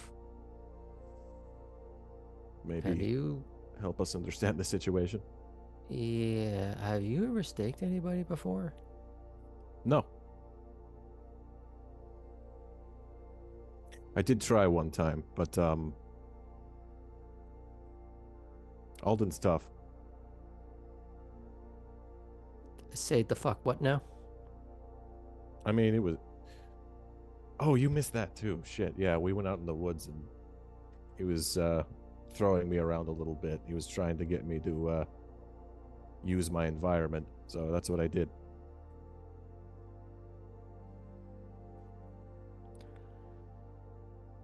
Okay.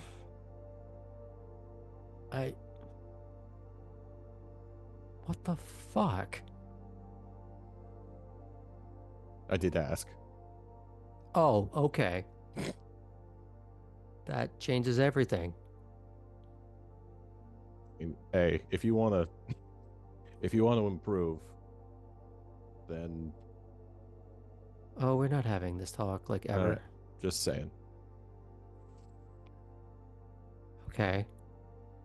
I gotta ask the uncomfortable question now. Which one?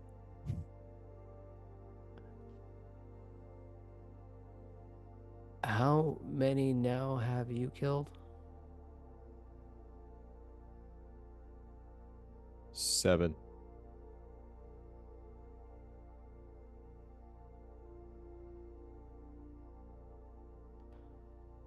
Okay.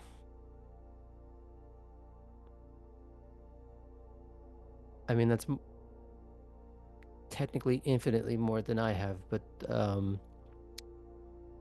wouldn't go brag about it either. Oh, no.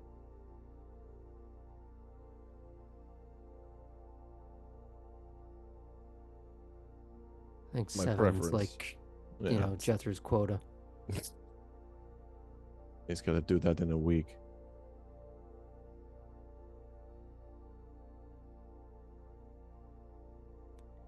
Okay.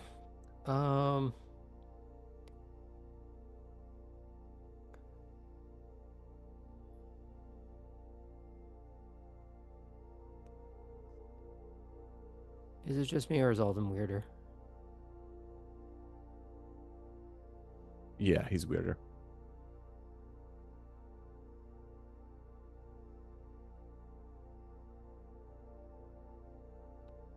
But not. It's not crueler. Sharper, maybe? Yeah, he's in like situation mode, I guess.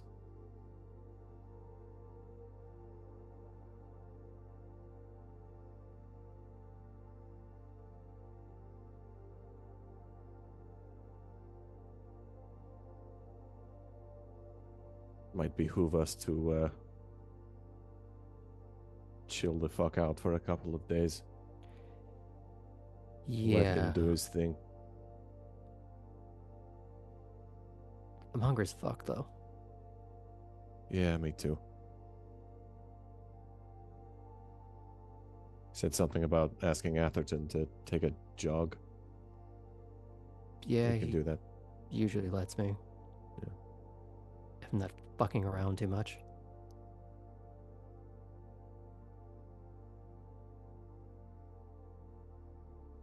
Which I never do, because I'm a sweet little angel, you're supposed to say. I God, you was really gonna suck say I at didn't this. think you had been, but Okay, great, cool. the sweet little angel thing, I don't know.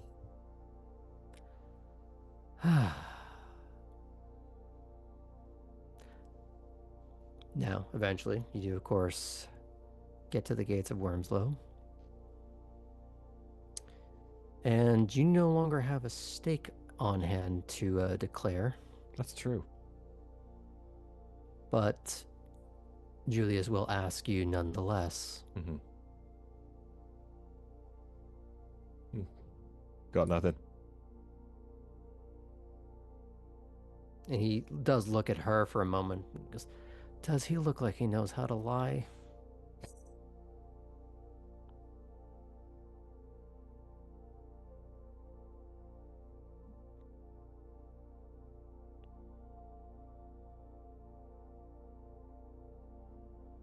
So we'll drive in, Mm-hmm. find a decent parking space. Well, that is easier said than done. It is not bustling in the traditional sense. It's not like when you were first there, or like last night when it just all of a sudden erupted with cars. But you've also gotten used to the idea that it's usually fairly sedate. Sometimes only a few cars, sometimes a good couple of dozen, but they're only there for overlaps of hours. It's not a full parking lot all the time. In fact, that's not the norm. But tonight you do notice a lot more than usual. One can surmise that when a threat has been declared, and as Alden has said to you, it is the most defensible part of the county, people might be funneling there to one degree or another.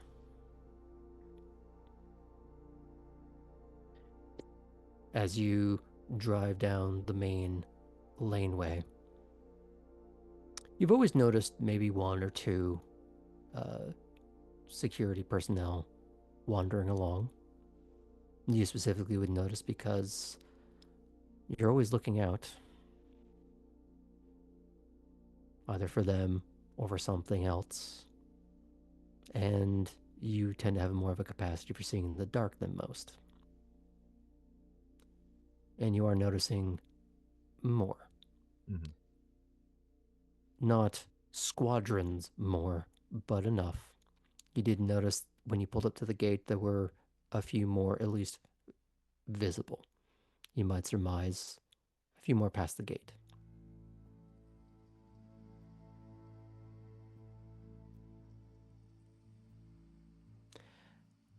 When you do eventually find parking, you and Chris get out, and as you walk up to the door, you find Bruno, as always.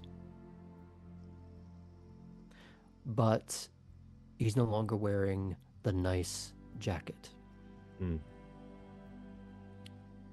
You could always surmise that he was probably armed. The way that their jackets were cut was designed to hide a sidearm, the way that it would sit high up on the hip. He's wearing the same shirt, the same pants. You can more plainly see the holster. But you can also see a sling to denote a submachine gun.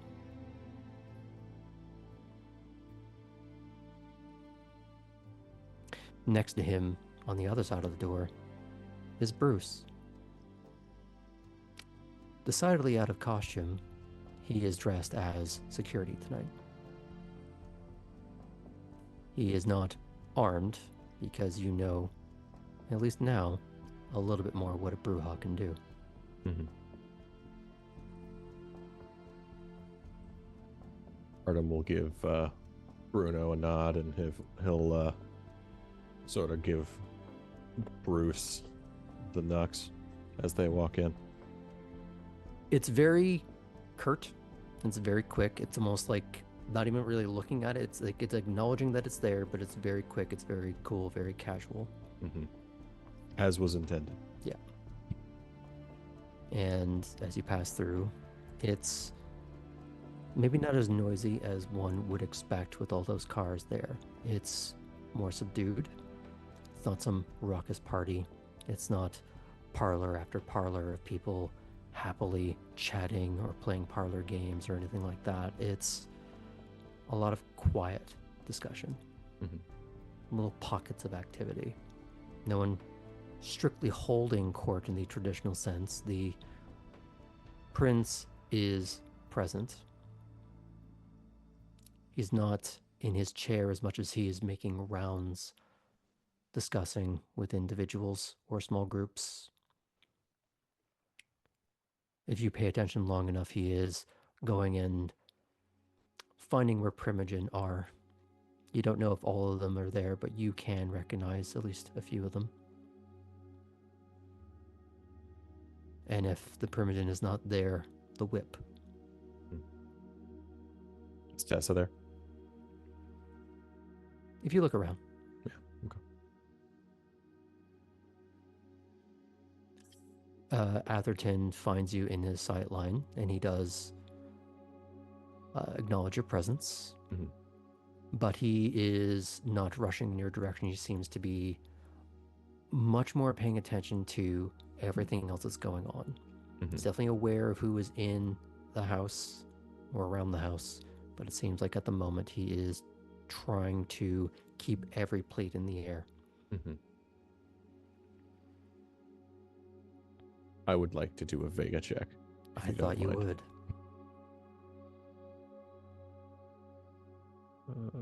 What have we been using? Is it, Perception alertness. Okay, perception alertness. And we're going to go with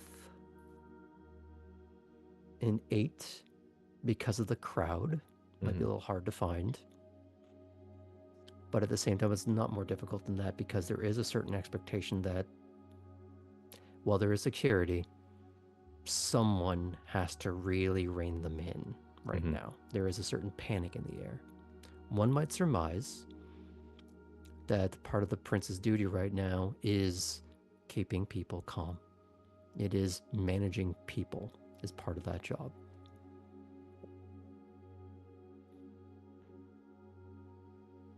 Had a 10. I also had a 1. But still one success. One success.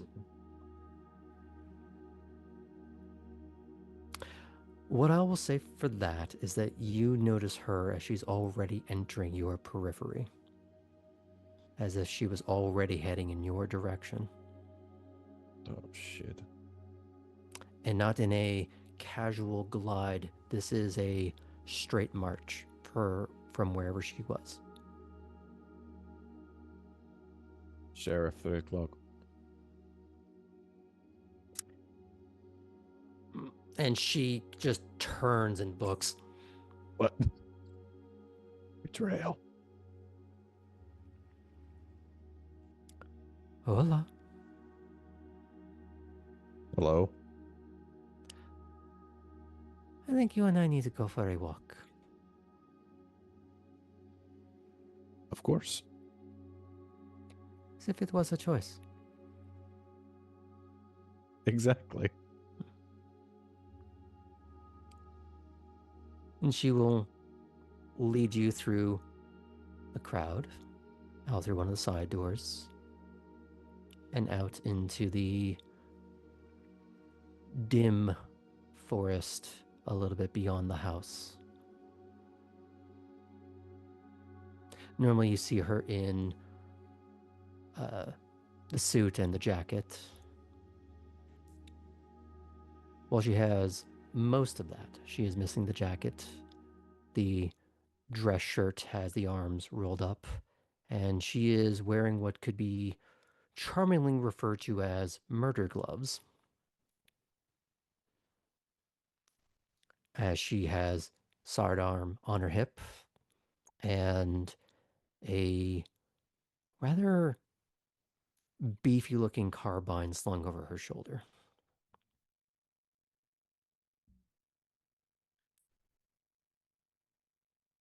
So, you are the only one among the new bloods so far that has not proven to be useless.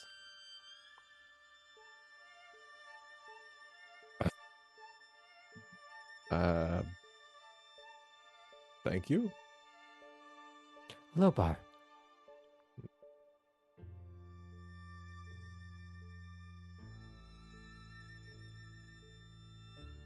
I think they're contributing in their own ways. Except Elli.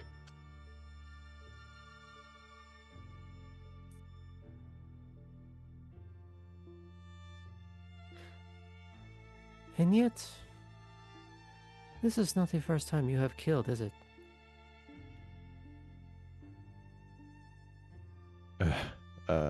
No. Jethro said that there was no hesitation. Well, Rare for someone so young.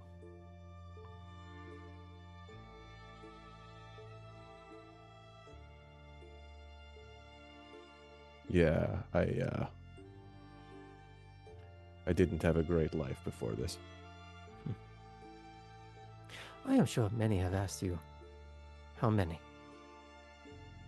I do not care. What I want to know is, why?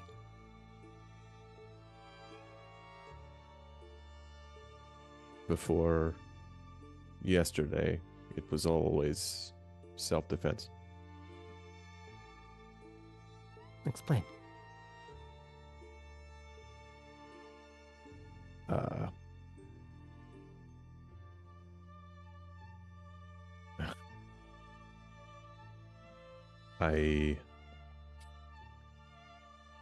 When I was embraced,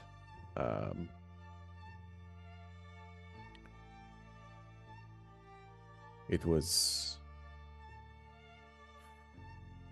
well, I had made some dangerous people very angry with me. And their people didn't come back, so they sent more. And my sire did not take care of it this time, or that time. I did.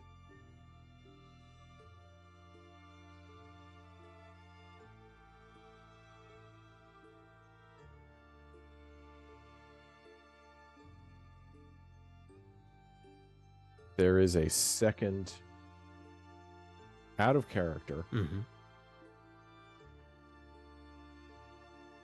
saying the second time that he was in a situation where he killed someone seems like a really bad idea in this instance. Mm.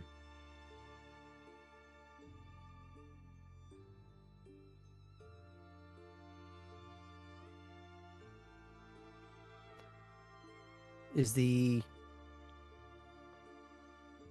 this a misstep on the player's part or the character's part? Is where I'm trying to navigate. Well, so the character has not made the misstep yet. Okay. I'm wondering how I want to play it. In Artem's mind, he does not want to say, then I killed a werewolf before it transformed because it attacked me looking for my sire's place of rest. Mm. So, Try your luck. yeah. You know what? I'm gonna roll some dice and see how badly this can go. What are we with 0 subterfuge and 1 manipulation? I will not be rolling some dice. You're going to be rolling it at a very high difficulty for one thing. It's going to be a Yeah. 9 because she is Okay. furying you immensely right now. Yes. I rolled a 9. Mm-hmm. A singular 9. A singular 9. Okay. Any ones to counteract that? Well, I only rolled 1 die, so no. Oh, I see. See, the problem right now is that she, without re-rolling her 2 10s, she got 8 successes. Okay, I think here's what makes sense then. I will propose. The second thing he'll say is, the second time I was accosted by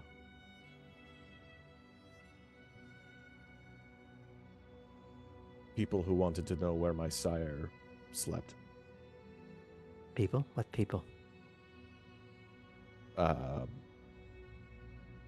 And he knows he's fucked up because he knows what he said when he got here and what Alden was able to get out of him.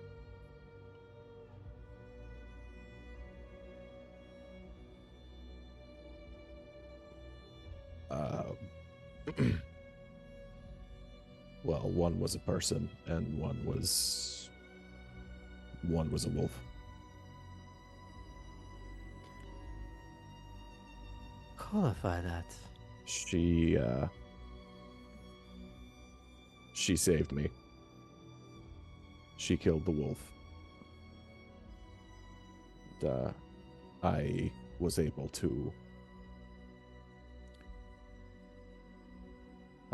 to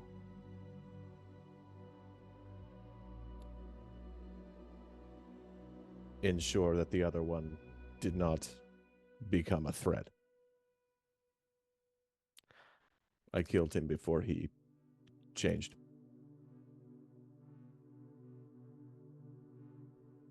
Did you know that's what he was? Yeah.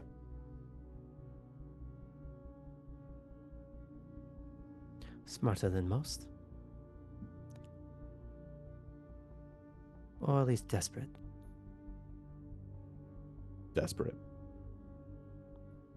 Lots of context clues.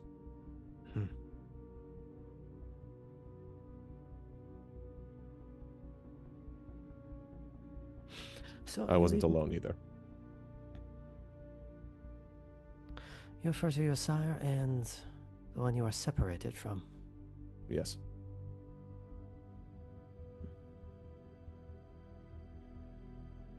You leave me with a very interesting problem, Artem.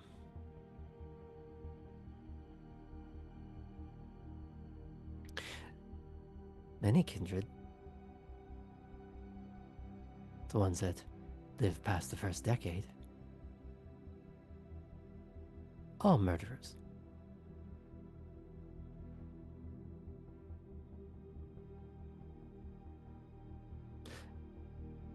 You are, what, less than 5? Yeah. And already racking up quite the tally.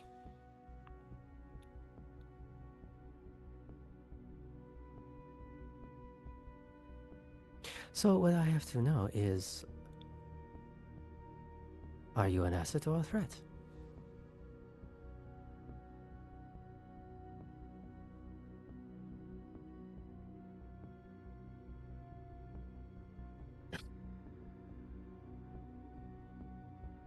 I didn't come here looking to unseat anyone or cause any problems.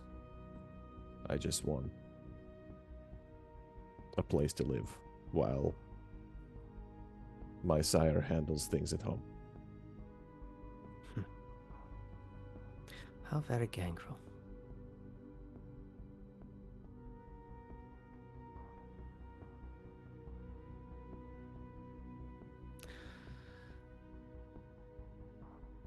In the future, I may have use for you.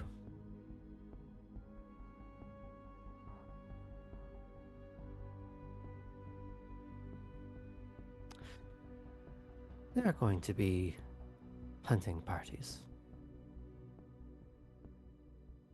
I may put you on one.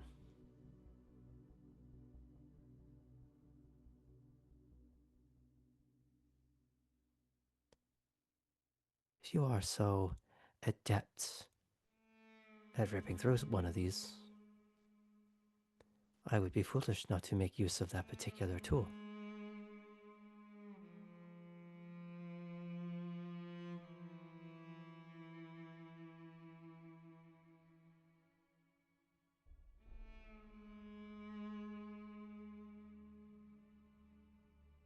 Artem is thinking right now is if Alden and Vega tell him to do something different, Mm-hmm. he's going to do what Alden tells him to do. But my God, is that going to cause him problems?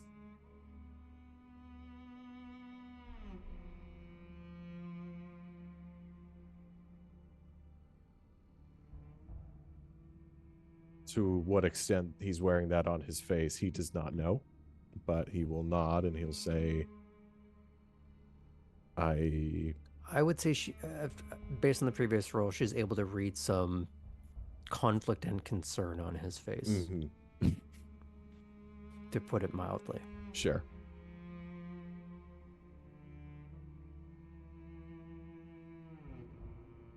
I'm happy to pull my weight, of course. Good answer.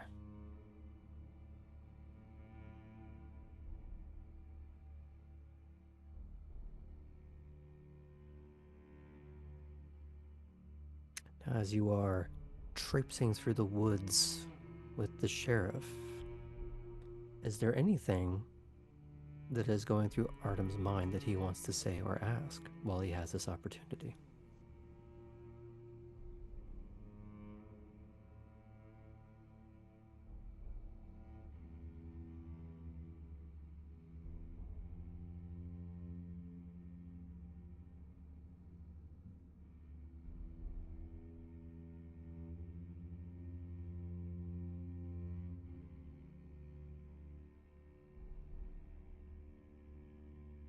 I've heard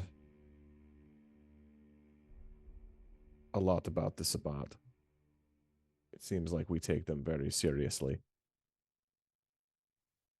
The group that I found, they were, well, that Jethro found, really. They were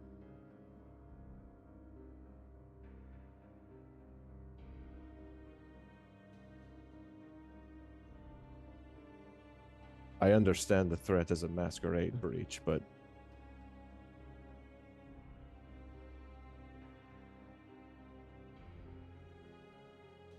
I don't know. How dangerous are they? Really? Little pack, 3, 4, 5. Nothing. Grand scheme, barely a breach. But enough mosquitoes can bring down even the largest elephant. Hmm. The group you ran into probably didn't even know what they letter you were. Most Sabbat, they're not embraced in the traditional sense.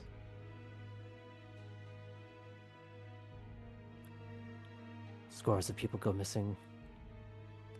They wake up buried in the dirt amongst other human detritus.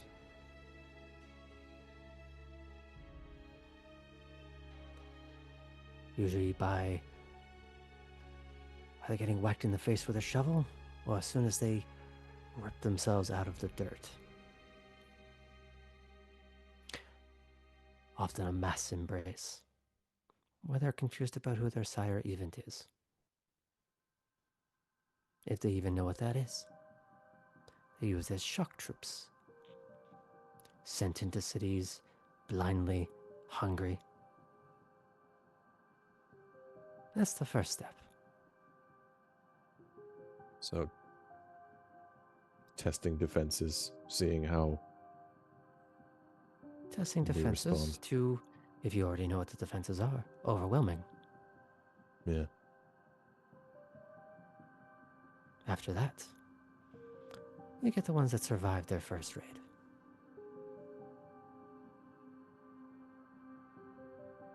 Still don't entirely know what they are. Brainwashed. Told this, told that.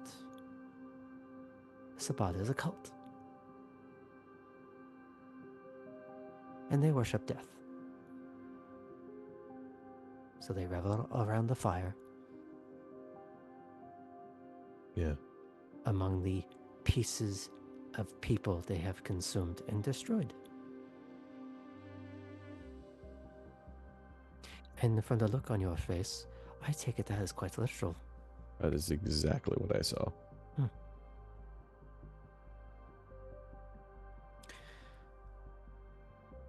The higher up the rungs, you find more organization. But at the end of the day,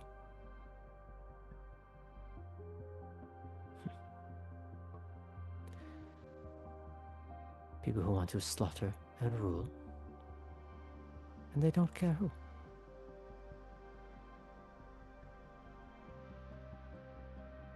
Hypocrites and delusionists.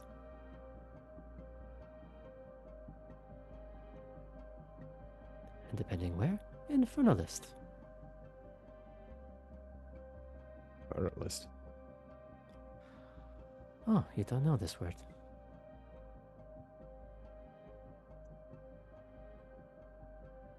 Is it like what? Devil stuff? And not just some shitty little church where they read a book. No, it is actual conjuring of something else from somewhere else, where they derive some of their abilities.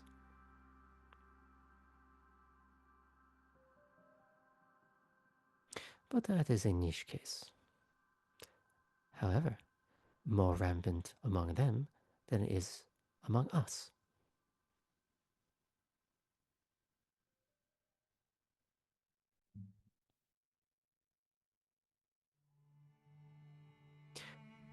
The only way to deal with them,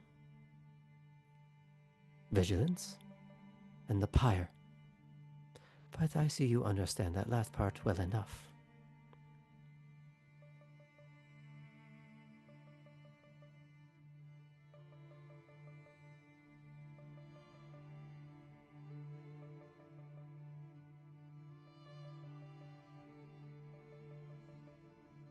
Why Savannah? Why anywhere? Yeah.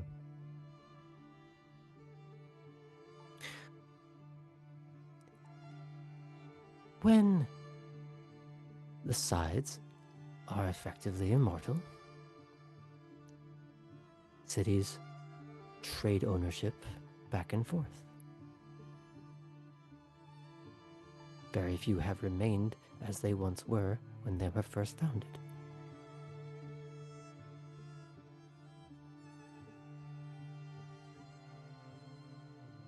It is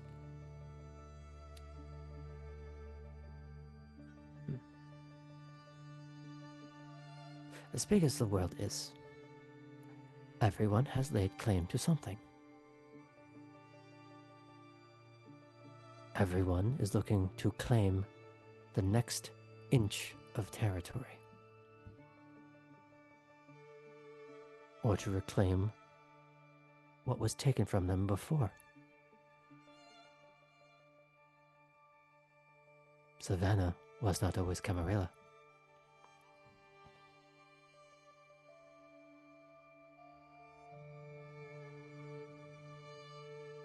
I guess Artem does know that, because Alden basically told him.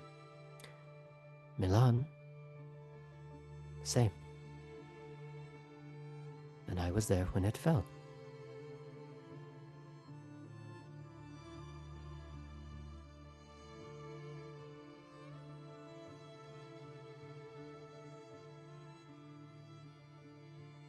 What was that like? From the other side, it was Sabbat. We stormed, we killed.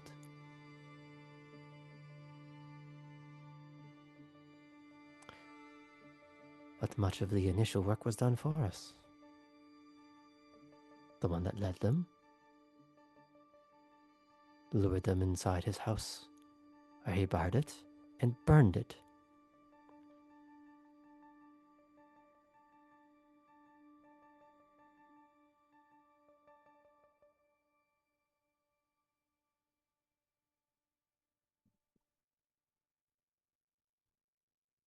Did he survive? He now sends his Pritz.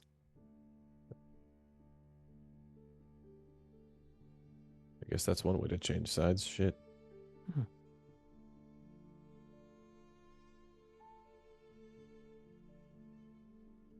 And now it is one of the most sieged cities in the world.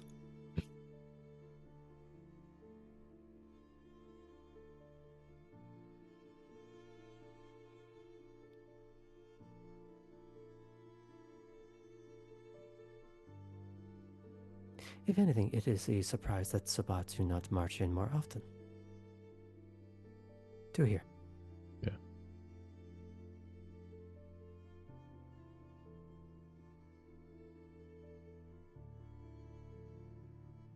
Does seem like we have a fairly strong grip on the place.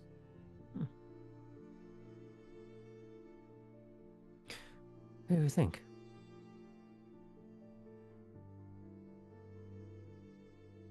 Can you repeat that? I'm sorry. Do you think?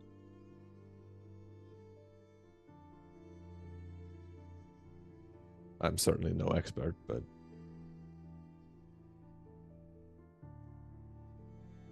I don't know. We have the security company. We have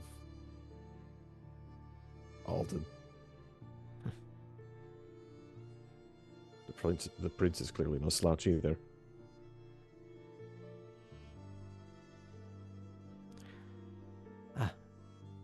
And we have you, of course. All of it are just individuals. It's one thing that they learned during the wars. That's why they use their swarm tactics. You have enough of them, no matter how capable the elder is. Numbers always win. Same thing with Kain, I suppose. Someone's been paying attention.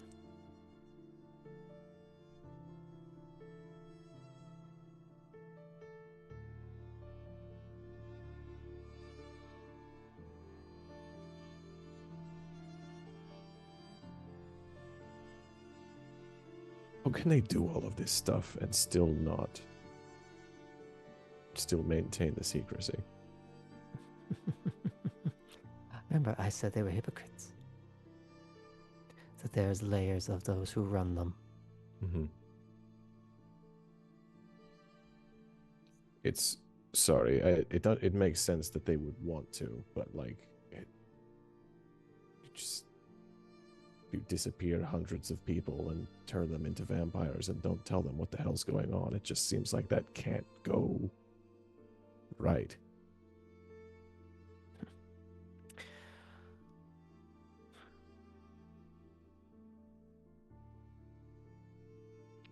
There is an unfortunate amount of people who no one will miss. Hmm. Hmm.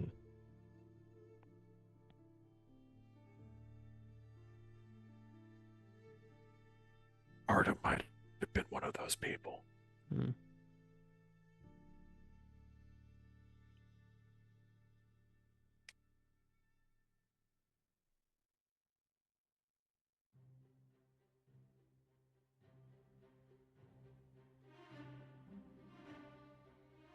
And as you meander through, you're gradually heading back towards the house. Is there anything else you'd like to posit while you have her attention?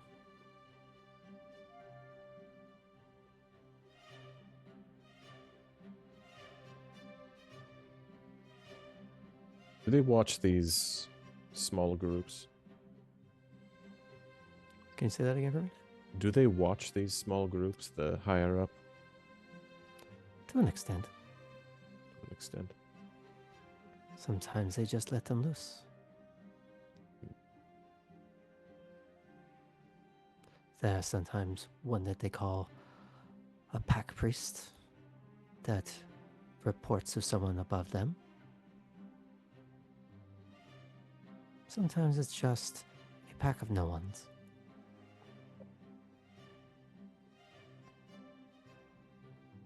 Sometimes they are sent in to, as you say, test defense or squander resource.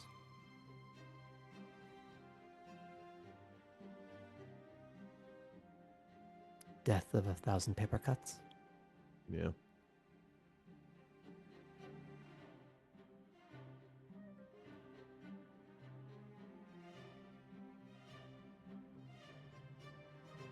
He's glad he's already texted Kate. He's a little bit worried about her right now. Mm.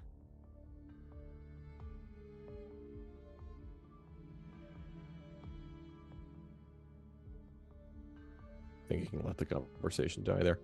Okay. So I think we will pan the camera out from that.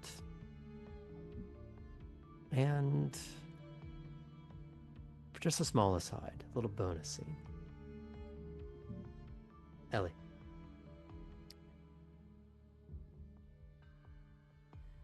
Your van, in its more rebuilt state, has little trouble making its way over the Talmadge Memorial Bridge as you cross over to Hutchinson Island. You skirt by the convention center, the large hotel that overlooks the rest of Savannah from its vantage point. Whether or not you know that it is the roost of the Venture Whip, you do pass by Veritas as you go through the off-ramp coil as you head towards the racetrack, trying to find one of your trackers.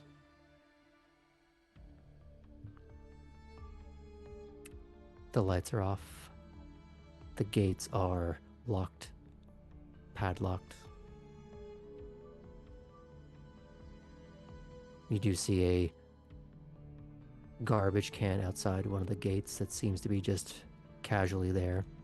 Probably with the impression of sometimes when they open the gate, they might use it to keep it propped open.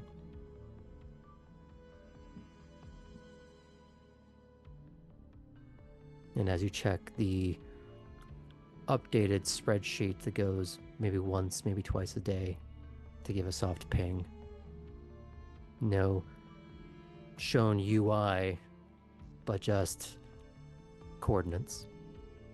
And they're fairly accurate. It's the trade-off of just having them pulse once a day. You get a lot of information, but only once. And you notice it's moved back and forth the last day or two, but always in those same 2 coordinates, more or less. Do you get out of your car to go inspect?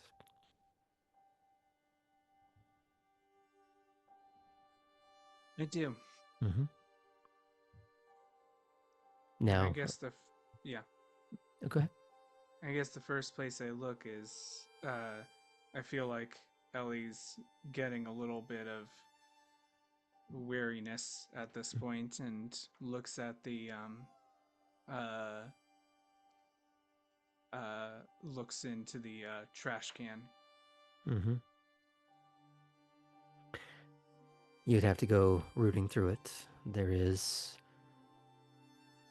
nothing too nasty. It doesn't seem like this was used as like at the gate at the end of a food venue sort of thing, or like a festival or something. So it's not filled to the brim with yuck. Also, Ellie's tolerance for yuck is much higher than anyone else's here, I imagine. Where's Tabby when you need her? Happy New Year, Tabby. We miss you. Default. As you go rifling through the garbage can, I'm not going to make you roll because that would just be cruel. Yeah. You know what you're looking for. So even if you're sort of blindly scrounging through it, you at least would know kind of by feel what you're trying to find. And eventually you do find a discarded tracker.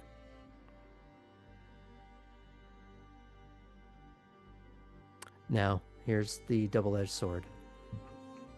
You have back one of your tools. You do not know how it was discovered, if the person that you planted it on is aware.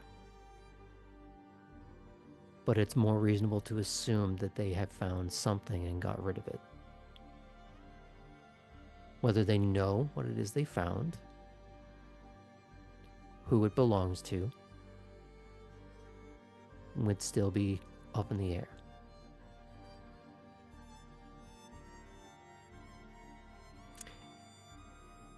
And well, I guess before I find that out, it might be time to check in on that other set of coordinates that came from that tracker. And on that note, and that uncertainty, we end for tonight. Thanks for tuning in, folks. See you next week.